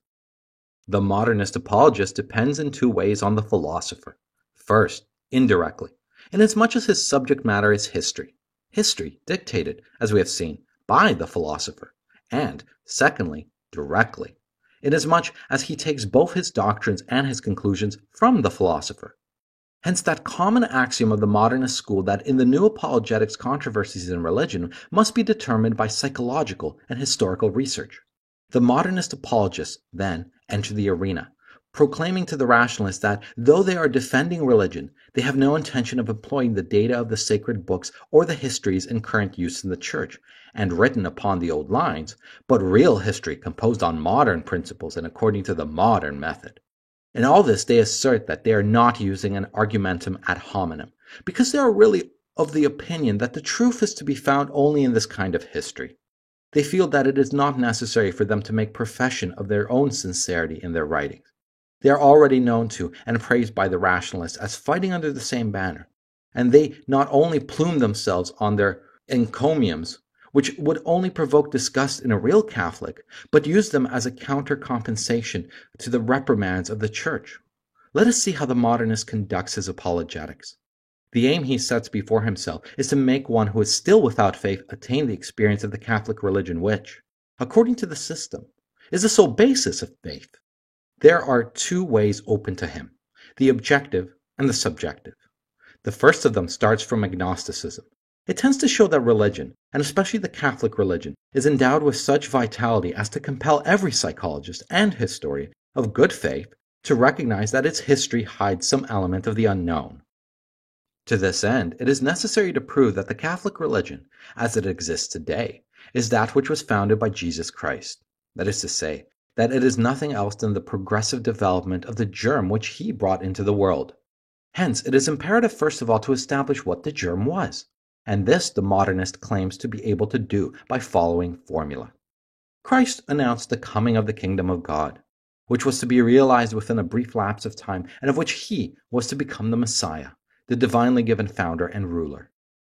Then it must be shown how this germ, always immanent and permanent in the Catholic religion, has gone on slowly developing in the course of history, adopting itself successively to the different circumstances through which it has passed, borrowing from them by vital assimilation all the doctrinal, cultural, ecclesiastical forms that served its purpose, whilst, on the other hand, it surmounted all obstacles, vanquished all enemies, and survived all assaults and all combats. Anyone who well and duly considers this mass of obstacles, adversaries, attacks, combats, and the vitality and fecundity which the Church has shown throughout them all, must admit that if the laws of evolution are visible in her life, they fail to explain the whole of her history. The unknown rises forth, and from it, and presents itself before us. Thus do they argue, not perceiving that their determination of the primitive germ is only an a priori assumption of agnostic and evolutionistic philosophy, and that the germ itself has been gratuitously defined so that it may fit in with their contention. But while they endeavor by this line of reasoning to prove and plead for the Catholic religion, these new apologists are more than willing to grant and to recognize that there are in it many things which are repulsive. Nay, they admit openly, and with ill-concealed satisfaction, that they have found that even its dogma is not exempt from errors and contradictions. They add also that this is not only excusable, but, curiously enough, that it is even right and proper. In the sacred books, there are many passages referring to science or history where, according to them, manifest errors are to be found. But, they say, the subject of these books is not science or history, but only religion and morals. In them, history and science serve only as a species of covering to enable the religious and moral experiences wrapped up in them to penetrate more readily among the masses. The masses understood science and history as they are expressed in these books, and it is clear that the expression of science and history in a more perfect form would have proved not so much a help as a hindrance. Moreover, they add, the sacred books, being essentially religious, are necessarily quick with life. Now, life has its own truths and its own logic, quite different from rational truth and rational logic, belonging as they do to a different order, with respect to truth of adaptation and of proportion, both with what they call the medium in which it lives and with the end for which it lives. Finally, the modernists, losing all sense of control, go so far as to proclaim as true and legitimate whatever is explained by life. We, venerable brethren, for whom there is but one and only one truth, and who hold that the sacred books, written under the inspiration of the Holy Ghost, have God for their author, declare that this is equivalent to attributing to God himself the lie of utility, or officious lie. And we say, with St. Augustine, in an authority so high, admit but one officious lie, and there will not remain a single passage of those apparently difficult to practice or to believe, which on the same most pernicious rule may not be explained as a lie uttered by the author willfully and to serve a purpose. And thus it will come about, the holy doctor continues, that everybody will believe and refuse to believe what he likes or dislikes in them, namely the Scriptures. But the modernists pursue their way eagerly. They grant also that certain arguments adduced in the sacred books in proof of a given doctrine, like those, for example, which are based on the prophecies, have no rational foundation to rest on. But they defend even these as artifices of preaching, which are justified by life. More than that, they are ready to admit, nay, to proclaim, that Christ himself manifestly erred in determining the time when the coming of the kingdom of God was to take place. And they tell us that we must not be surprised at this, since even he himself was subject to the laws of life. After this, what is to become of the dogmas of the Church? The dogmas bristle with flagrant contradictions. But what does it matter since, apart from the fact that vital logic accepts them, they are not repugnant to symbolic truth? Are we not dealing with the infinite? And has not the infinite an infinite variety of aspects? In short, to maintain and defend these theories, they do not hesitate to declare that the noblest homage that can be paid to the infinite is to make it the object of contradictory statements. But when they justify even contradictions, what is it that they will refuse to justify? But it is not solely by objective arguments that the non-believer may be disposed to faith. There are also those that are subjective, and for this purpose the modernist apologist returns to the doctrine of immanence. They endeavor, in fact, to persuade their non-believer that down in the very depths of his nature and his life lie hidden the need and desire for some religion. And this is not a religion of any kind, but the specific religion known as Catholicism, which, they say, is absolutely postulated by the perfect development of life.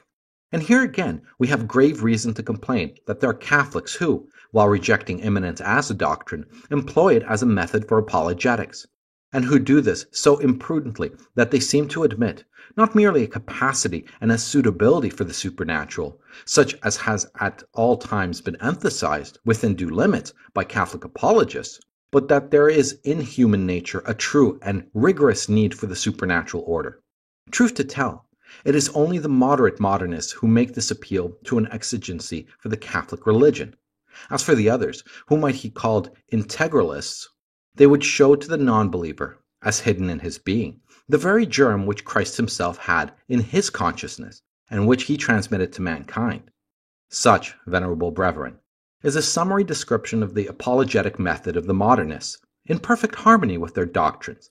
Methods and doctrines replete with errors, made not for edification, but for destruction, not for the making of Catholics, but for the seduction of those who are Catholics into heresy, and tending to the utter subversion of all religion. It remains for us now to say a few words about the modernist as reformer. From all that has preceded, it is abundantly clear how great and how eager is the passion of such men for innovation. In all Catholicism, there is absolutely nothing on which it does not fasten. They wish philosophy to be reformed, especially in the ecclesiastical seminaries. They wish the scholastic philosophy to be relegated to the history of philosophy and to be classed among absolute systems, and the young men to be taught modern philosophy, which alone is true and suited to the times in which we live. They desire the reform of theology. Rational theology is to have modern philosophy for its foundation, and positive theology is to be founded on the history of dogma. As for history, it must be written and taught only according to their methods and modern principles. Dogmas and their evolution, they affirm, are to be harmonized with science and history. In the Catechism, no dogmas are to be inserted except those that have been reformed and are within the capacity of the people. Regarding worship, they say, the number of external devotions is to be reduced, and steps must be taken to prevent their further increase, though, indeed, some of the admirers of symbolism are disposed to be more indulgent on this head.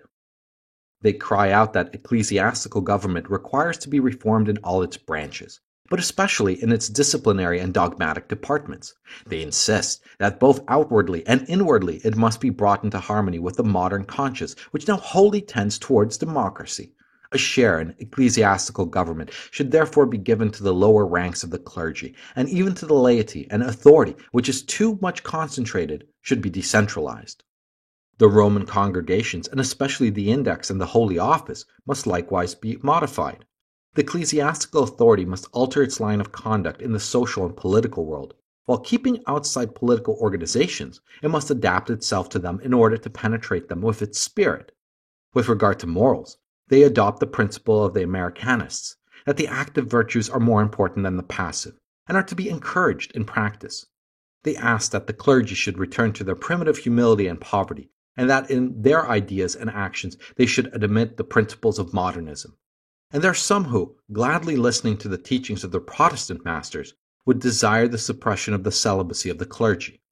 What is there left in the Church which is not to be reformed by them and according to their principles? It may, perhaps, seem to some, venerable brethren, that we have dealt at too great length on this exposition of the doctrines of the modernists. But it was necessary that we should do so, both in order to meet their customary charge that we do not understand their ideas, and to show that their system does not consist in scattered and unconnected theories, but, as it were, in a closely connected whole, so that it is not possible to admit one without admitting all.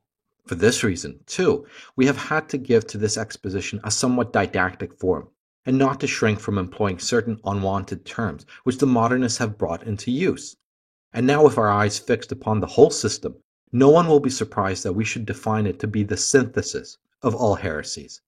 Undoubtedly, were anyone to attempt the task of collecting together all the errors that have been broached against the faith, and to concentrate into one the sap and substance of them all, he could not succeed in doing so better than the modernists have done. Nay, they have gone farther than this, for, as we have already intimated, their system means the destruction not of the Catholic religion alone, but of all religion. Hence the rationalists are not wanting in their applause, and the most frank and sincere among them congratulate themselves on having found in the modernists the most valuable of allies. Let us turn for a moment, venerable brethren, to that most disastrous doctrine of agnosticism. By it, every avenue to God on the side of the intellect is barred to man, while a better way is supposed to be opened from the side of a certain sense of the soul and action. But who does not see how mistaken is such a contention? For the sense of the soul is the response to the action of the thing which the intellect or the outward sense set before it. Take away the intelligence, and man, already inclined to follow the senses, becomes their slave. Doubly mistaken, from another point of view, for all these fantasies of the religious sense will never be able to destroy common sense, and common sense tells us that emotion and everything that leads the heart captive proves a hindrance instead of a help to the discovery of the truth. We speak of truth in itself. For that other purely subjective truth, the fruit of the internal sense and action, if it serves its purpose for the play of words, is of no benefit to the man who wants above all things to know whether outside himself there is a God into whose hands he is one day to fall. True, the modernists call in experience to eke out their system. But what does this experience add to that sense of the soul? Absolutely nothing beyond a certain intensity and a proportionate deepening of the conviction of the reality of the object.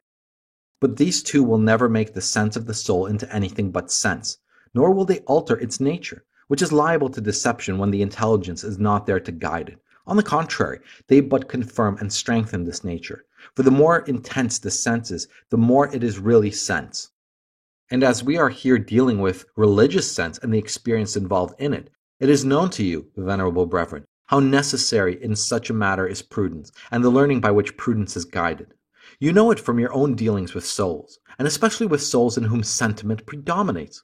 You know it also from your reading of works of ascetical theology, works for which the modernists have but little esteem, but which testify to a science and a solidity far greater than theirs, and to a refinement and subtlety of observation far beyond any which the modernists take credit to themselves for possessing. It seems to us nothing short of madness, or at the least consummate temerity to accept for true, and without investigation, these incomplete experiences which are the vaunt of the modernist. Let us for a moment put the question. If experiences have so much force and their value in their estimation, why do they not attach equal weight to the experience that so many thousands of Catholics have that the modernists are on the wrong path? Is it that the Catholic experiences are the only ones which are false and deceptive? The vast majority of mankind holds and always will hold firmly that sense and experience alone, when not enlightened and guided by reason, cannot reach to the knowledge of God. What, then, remains but atheism and the absence of all religion? Well, certainly, it is not the doctrine of symbolism that will save us from this. For if all the intellectual elements, as they call them, of religion are nothing more than mere symbols of God, will not the very name of God or of divine personality be also a symbol? And if this be permitted, the personality of God will become a matter of doubt, and the gate will be opened to pantheism. And to pantheism pure and simple, that other doctrine of the divine immanence leads directly. For this is the question which we ask. Does or does not this immanence leave God distinct from man? If it does, in what does it differ from the Catholic doctrine, and why does it reject the doctrine of external revelation? If it does not, it is pantheism. Now, the doctrine of immanence in the modernist acceptation holds and professes that every phenomenon of conscience proceeds from man as man. The rigorous conclusion from this is the identity of man with God, which means pantheism. The distinction which modernists make between science and faith leads to the same conclusion. The object of science, they say, is the reality of the knowable. The object of faith, on the contrary, is the reality of the unknowable. Now, what makes the unknowable unknowable is the fact that there is no proportion between its object and the intellect, a defect of proportion which nothing whatever, even in the doctrine of the modernist, can suppress. Hence the unknowable remains and will eternally remain unknowable to the believer as well as to the philosopher. Therefore, if any religion at all is possible, it can only be the religion of an unknowable reality. And why this doctrine not be that soul of the universe, of which certain rationalists speak, is something which certainly does not seem to us apparent. These reasons suffice to show how superabundantly by how many roads modernism leads to atheism and to the annihilation of all religion. The error of Protestantism made the first step on this path. That of modernism makes the second. Atheism makes the next. To penetrate still deeper into the meaning of modernism and to find a suitable remedy for so deep a sore, it behooves us, venerable brethren, to investigate the causes which have engendered it and which foster its growth. That the proximate and immediate cause consists in an error of the mind cannot be open to doubt. We recognize that the remote causes may be reduced to two, curiosity and pride. Curiosity by itself, if not prudently regulated, suffices to account for all errors. Such is the opinion of our predecessor, Gregory XVI, who wrote, "A lamentable spectacle is that presented by the aberration of human reason when it yields to the spirit of novelty, when against the warning of the apostle it seeks to know beyond what it is meant to know, and when relying too much on itself, it thinks it can find the truth outside the Catholic Church, wherein truth is found without the slightest shadow of error. But it is pride which exercises an incomparably greater sway over the soul to bind it and lead it into error, and pride sits in modernism as in its own house, finding sustenance everywhere in its doctrines and lurking in its every aspect. It is pride which fills modernists with that self-assurance by which they consider themselves and poses the rule for all. It is pride which puffs them up with that vainglory which allows them to regard themselves as the sole possessors of knowledge and makes them say, elated and inflated with presumption, "We are not as the rest of men," and which, lest they should seem as other men, leads them to embrace and to devise novelties even of the most absurd kind. It is pride which rouses in them the spirit of disobedience and causes them to demand a compromise between authority and liberty. It is owing to their pride that they seek to be the reformers of others while they forget to reform themselves, and that they are found to be utterly wanting in respect of authority, even for the supreme authority. Truly, there is no road which leads so directly and so quickly to modernism as pride. When a Catholic layman or a priest forgets the precept of the Christian life which obliges us to renounce ourselves if we would follow Christ and neglect to tear pride from his heart, then it is he who most of all is a fully ripe subject for the errors of modernism. For this reason, venerable brethren, it will be your first duty to resist such victims of pride, to employ them only in the lowest and obscurest offices. The higher they try to rise, the lower let them be placed, so that the lowliness of their position may limit their power of causing damage. Examine most carefully your young clerics by yourselves and by the directions of your seminaries, and when you find the spirit of pride among them, reject them without compunction from the priesthood. Would to God that this had always been done with the vigilance and consistency which were required. If we pass on from the moral to the intellectual causes of modernism, the first and the chief which presents itself is ignorance. Yes, these very modernists who seek to be esteemed as doctors of the Church, who speak so loftily of modern philosophy and show such contempt for scholasticism, have embraced the one with all its false glamour, precisely because their ignorance of the other has left them without the means of being able to recognize confusion of thought and to refute sophistry. Their whole system, containing as it does errors so many and so great, has been born of the union between faith and false philosophy. Would that they had but displayed less zeal and energy in propagating it. But such is their activity and such their unwearying labor on behalf of their cause, that one cannot but be pained to see them waste such energy in endeavoring to ruin the Church, when they might have been of such service to her had their efforts been better directed. Their artifices to delude men's minds are of two kinds. The first, to remove obstacles from their path. The second, to devise and apply actively and patiently every resource that can serve their purpose. They recognize that the three chief difficulties which stand in their way are the scholastic method of philosophy, the authority and tradition of the Fathers, and the magisterium of the Church, and on these they wage unrelenting war. Against scholastic philosophy and theology, they use the weapons of ridicule and contempt. Whether it is ignorance or fear, or both, that inspires this conduct in them, certain it is that the passion for novelty is always united in them with hatred of scholasticism, and there is no surer sign that a man is tending to modernism than when he begins to show his dislike for the scholastic method. Let the modernists and their admirers remember the proposition condemned by Pius IX. The method and principles which have served the ancient doctors of scholasticism when treating of theology no longer correspond with the exigencies of our time or the progress of science. They exercise all their ingenuity in an effort to weaken the force and falsify the character of tradition, so as to rob it of all its weight and authority.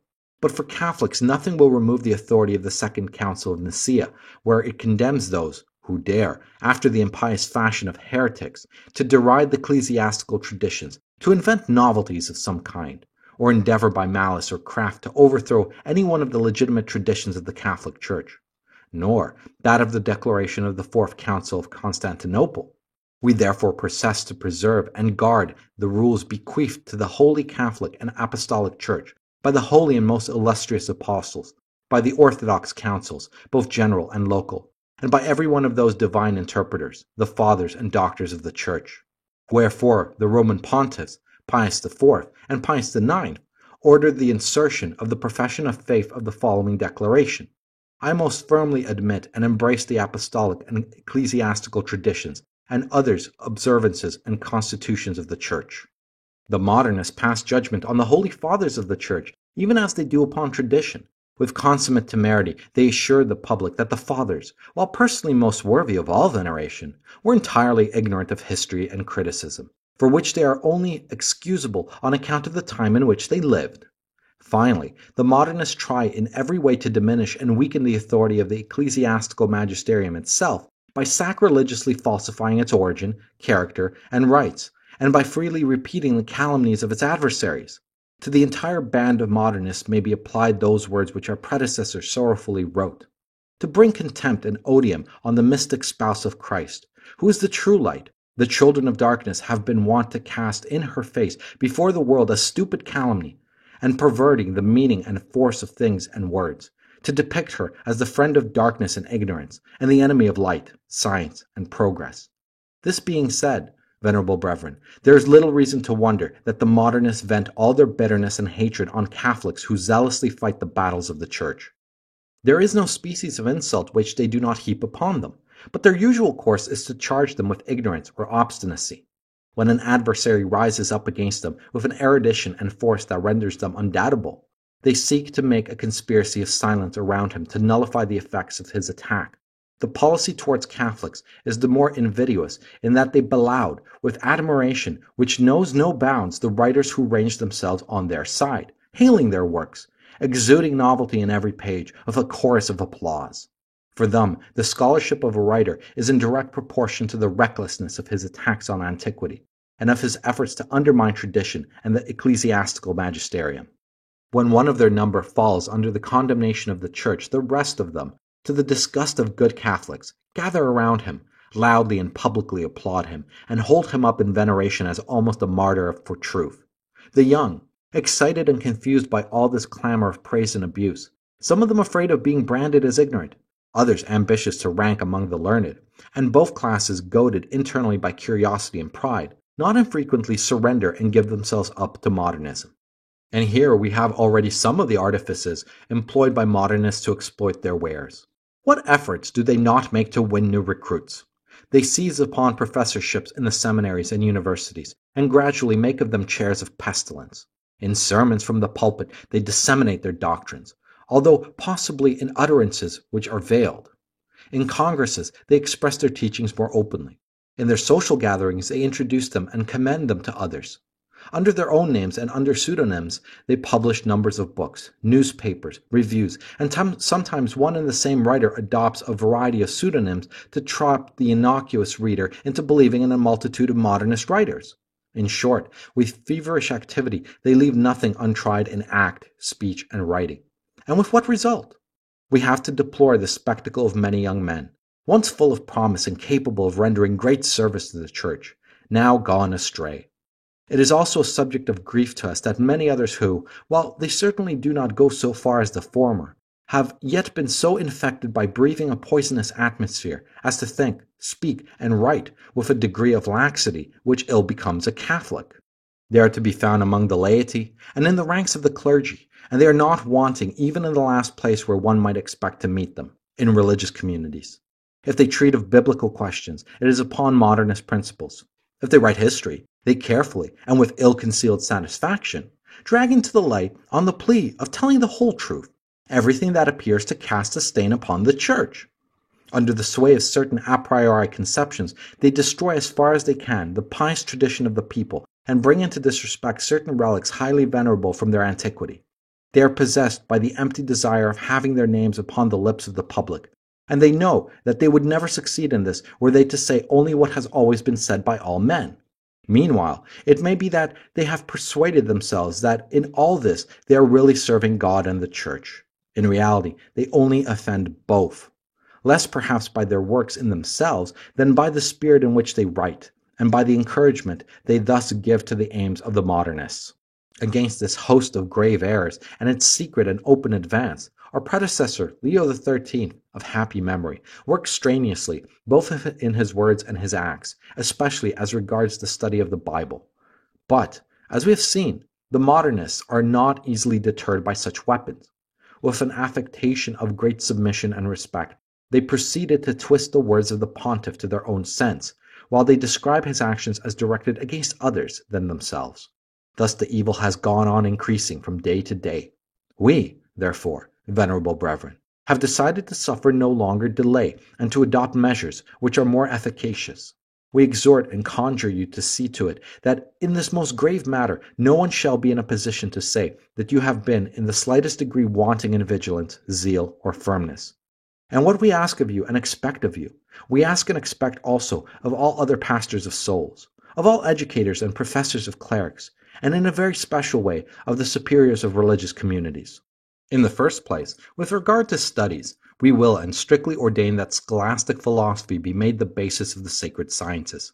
It goes without saying that, If anything is met with among the scholastic doctors which may be regarded as something investigated with an excess of subtlety, or taught without sufficient consideration, anything which is not in keeping with the certain results of later times, anything, in short, which is altogether destitute of probability, we have no desire whatever to propose it for the imitation of present generations. And let it be clearly understood above all things that when we prescribe scholastic philosophy, we understand chiefly that which the angelic doctor has bequeathed to us, and we, therefore, declare that all the ordinances of our predecessors on this subject continue fully in force, and, as far as may be necessary, we do decree anew and confirm, and order that they shall be strictly observed by all. In seminaries, where they have been neglected, it will be for the bishop to exact and require their observance in the future. And let this apply also to the superiors of religious orders. Further, we admonish professors to bear well in mind that they cannot set aside St. Thomas, especially in metaphysical questions, without grave disadvantage.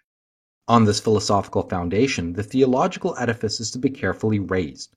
Promote the study of theology, venerable brethren, by all means in your power, so that your clerics, on leaving the seminary, may carry with them a deep admiration and love of it, and always find in it a source of delight. For, in the vast and varied abundance of studies opening before the mind desirous of truth, it is known to everyone that theology occupies such a commanding place, that according to an ancient adage of the wise, it is the duty of the other arts and sciences to serve it, and to wait upon it after the manner of handmaidens.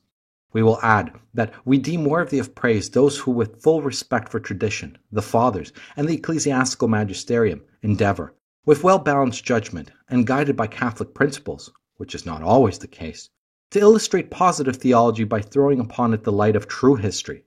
It is certainly necessary that positive theology should be held in greater appreciation than it has been in the past, but this must be done without detriment to scholastic theology.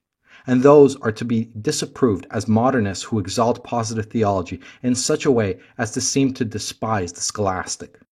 With regard to secular studies, let it suffice to recall here what our predecessor has admirably said. Apply yourselves energetically to the study of natural sciences, in which department the things that have been so brilliantly discovered and so usefully applied, to the admiration of the present age, will be the object of praise and commendation of those who come after us. But this is to be done without interference with sacred duties, as our same predecessor prescribed in these most weighty words. If you carefully search for the cause of those errors, you will find that it lies in the fact that in these days, when the natural sciences absorb so much study, the more severe and lofty studies have been proportionately neglected. Some of them have almost passed into oblivion. Some of them are pursued with a half-hearted or superficial way.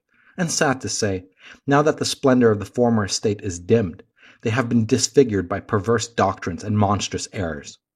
We ordain, therefore, that the study of natural sciences in the seminaries be carried out according to this law.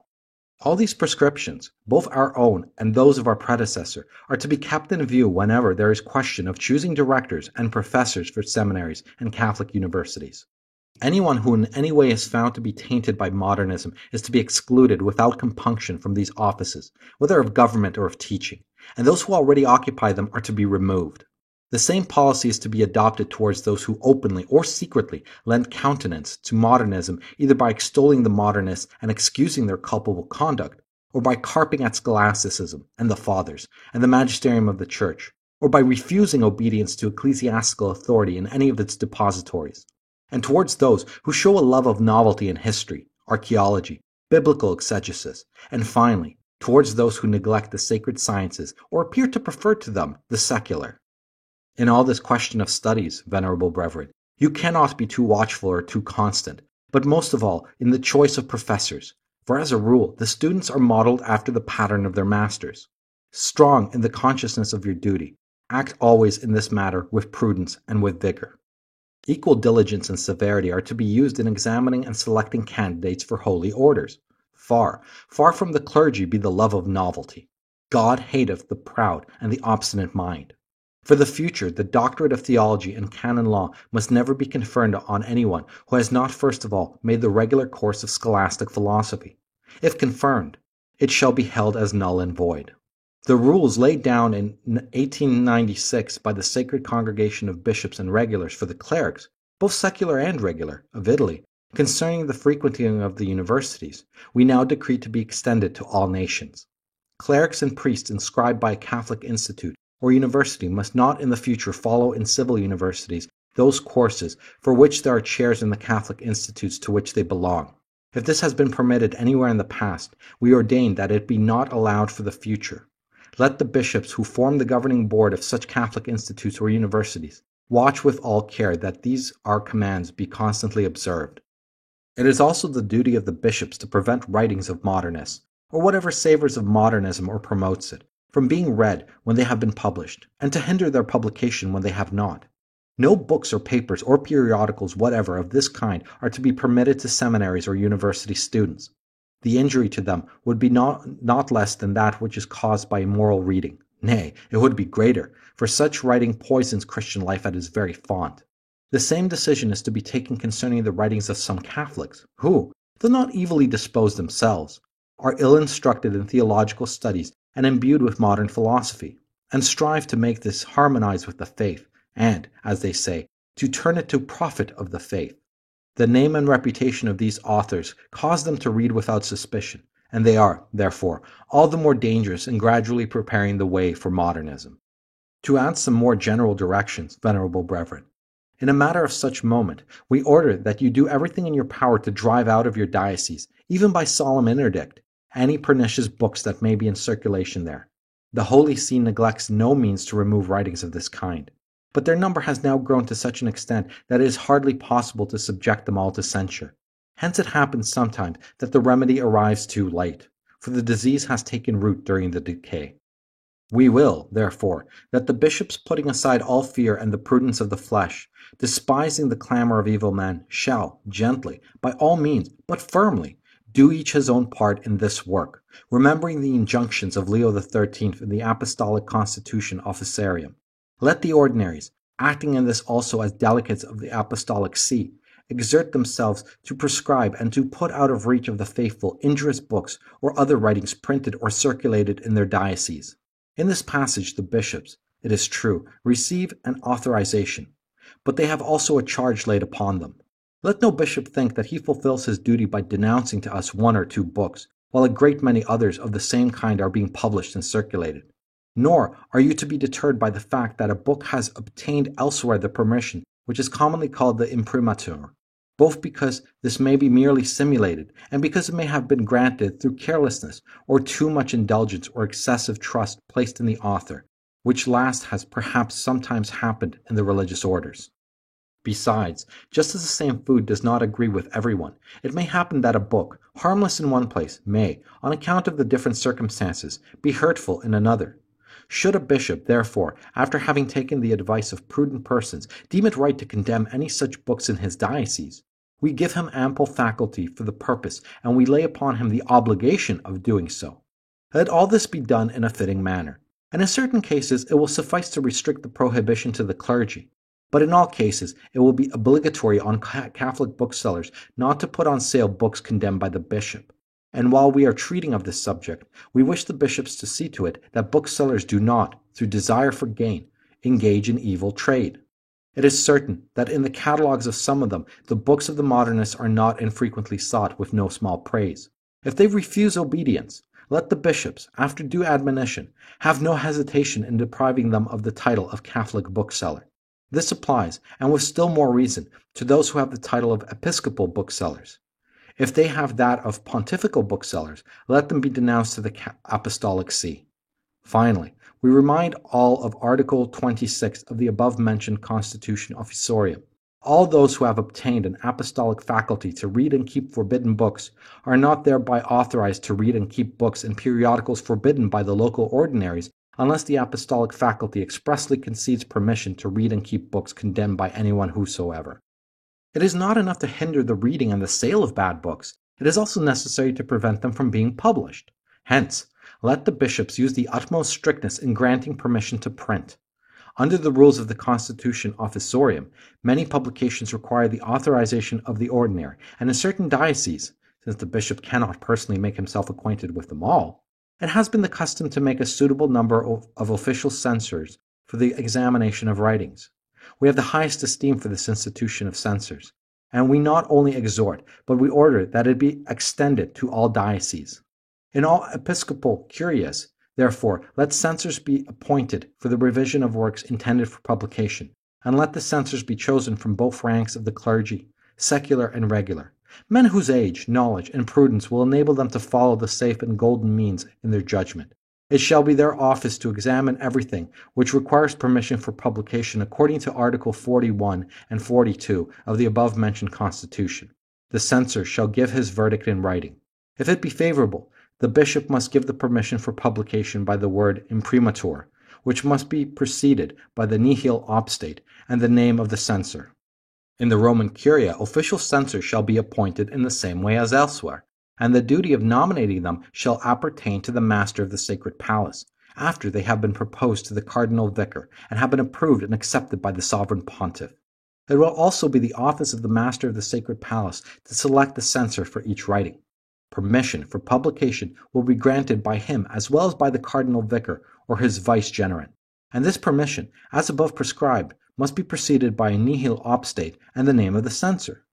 Only on a very rare and exceptional occasion, and on the prudent decision of the bishop, shall it be possible to omit mention of the censor. The name of the censor shall never be made known to the author until he has given a favorable decision, so that he may not have to suffer inconvenience either while he is engaged in the examination of a writing, or in case he should withhold his approval. Censors shall never be chosen from the religious orders until the opinion of the provincial, or in Rome, or of the general, has been privately obtained. And the provincial or the general must give a conscientious account of the character, knowledge, and orthodoxy of the candidate. We admonish religious superiors of their most solemn duty never to allow anything to be published by any of their subjects without permission from themselves and from the ordinary. Finally, we affirm and declare that the title of censor with which a person may be honored has no value whatever, and can never be adduced to give credit to the private opinions of him who holds it. Having said this much in general, we now ordain in particular a more careful observance of Article 42 of the above-mentioned Constitution Officiorium, according to which it is forbidden to secular priests, without the previous consent of the ordinary, to undertake the editorship of papers or periodicals. This permission shall be withdrawn from any priest who makes a wrong use of it after having received an admonition thereupon. With regard to priests who are correspondents or collaborators of periodicals, as it happens not infrequently that they contribute matter infected with modernism to their paper or periodicals, let the bishops see to it that they do not offend in this manner, and if they do, let them warn the offenders and prevent them from writing. We solemnly charge in like manner the superiors of religious orders that they fulfill the same duty, and should they fail in it, let the bishops make due provision with authority from the Supreme Pontiff. Let there be, as far as this is possible, a special censure for newspapers and periodicals written by Catholics. It shall be his office to read in due time each number after it has been published, and if he finds anything dangerous in it, let him order that it be corrected as soon as possible. The bishop shall have the same right, even when the censor has seen nothing objectionable in a publication. We have already mentioned congresses and public gatherings as amongst the means used by the modernists to propagate and defend their opinions. In the future, bishops shall not permit congresses of priests except on very rare occasions.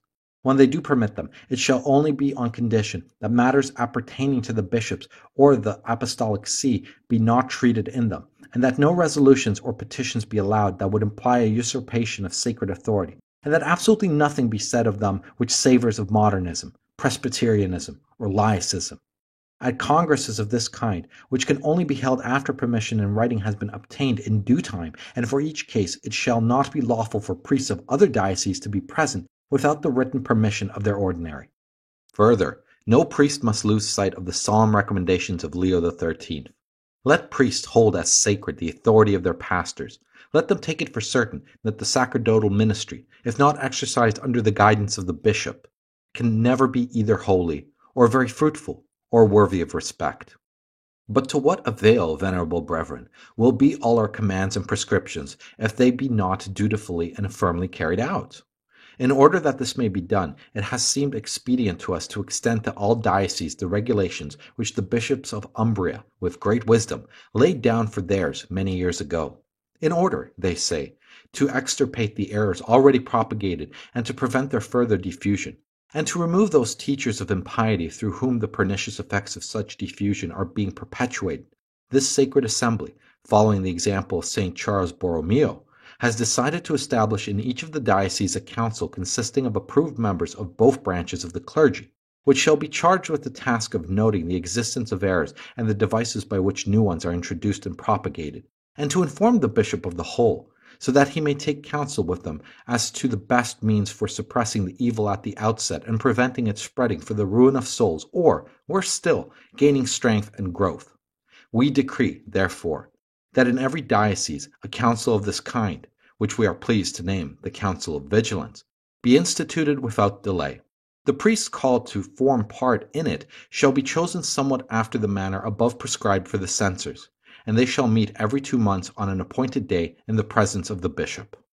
They shall be bound to secrecy as to their deliberations and decisions, and in their functions shall be included the following. They shall watch most carefully for every trace and sign of modernism, both in publications and in teaching, and to preserve the clergy and the young from it, they shall take all prudent, prompt, and efficacious measures. Let them combat novelties of words, remembering the admonitions of Leo XIII. It is impossible to approve in Catholic publications a style inspired by unsound novelty, which seems to deride the piety of the faithful and dwells on the introduction of a new order of Christian life, on new directions of the Church, on new aspirations of the modern soul, on a new social vocation of the clergy, on a new Christian civilization, and many other such things of the same kind. Language of the kind here indicated is not to be tolerated either in books or in lectures. The councils must not neglect the books treating of the pious traditions of different places or of sacred relics.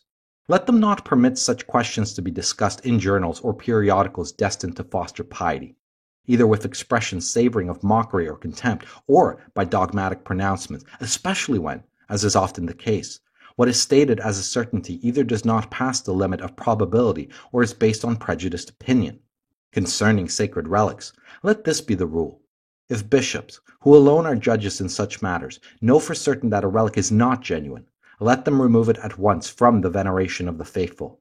If the authentications of a relic happen to have been lost through civil disturbances, or in any other way, let it not be exposed for public veneration until the bishop has verified it. The argument of prescription or well-founded presumption is to have weight only when devotion to a relic is commendable by reason of its antiquity, according to the sense of the decree issued in 1896 by the Congregation of Indulgences and Sacred Relics. Ancient relics are to retain the veneration they have always enjoyed, except when in individual instances there are clear arguments that they are false or superstitious.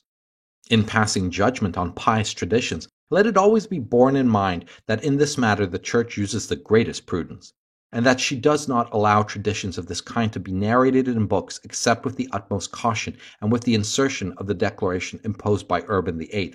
And even then, she does not guarantee the truth of the fact narrated. She simply does not forbid belief in things for which human evidence is not wanting. On this matter, the Sacred Congregation of Rites, 30 years ago, decreed as follows. These apparitions or revelations have neither been approved nor condemned by the Holy See, which has simply allowed them to be believed on purely human faith, on the tradition which they relate, corroborated by testimony and documents worthy of credence. Anyone who follows this rule has no cause to fear, for the devotion based on any apparition, insofar as it regards the fact itself, that is to say, insofar as the devotion is relative, always implies the condition of the fact being true, while insofar as it is absolute, it is always based on the truth, seeing that its object is the persons of the saints who are honored. The same is true of relics. Finally, we entrust to the councils of vigilance the duty of overlooking assiduously and diligently social institutions as well as writings on social questions so that they may harbor no trace of modernism, but obey the prescriptions of the Roman pontiffs. Lest what we have laid down thus far should pass into oblivion, we will and ordain that the bishops of all dioceses, a year after the publication of these letters, and every 3 years henceforth, furnish the Holy See with a diligent and sworn report on the things which have been decreed in our letter, and on the doctrines that find currency among the clergy, and especially in the seminaries and other Catholic institutions, those not excepted which are not subject to the ordinary, and we impose the like obligation on the generals of religious orders with regard to those who are under them. This, venerable brethren, is what we have thought it our duty to write to you for the salvation of all who believe. The adversaries of the Church will doubtlessly abuse what we have said to refurbish the old calumny by which we are traduced as the enemy of science and of the progress of humanity. As a fresh answer to such accusations, which the history of the Christian religion refutes by never failing evidence, it is our intention to establish by every means in our power a special institute in which, through the cooperation of those Catholics who are most eminent for their learning, the advance of science and every other department of knowledge may be promoted under the guidance and teaching of Catholic truth.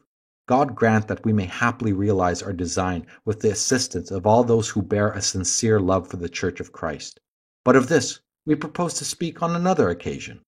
Meanwhile, venerable brethren, fully confident in your zeal and energy, we beseech for you with our whole heart the abundance of heavenly light, so that in the midst of this great danger of souls from the insidious invasions of error upon every hand, you may see clearly what ought to be done, and labor to do it with all your strength and courage.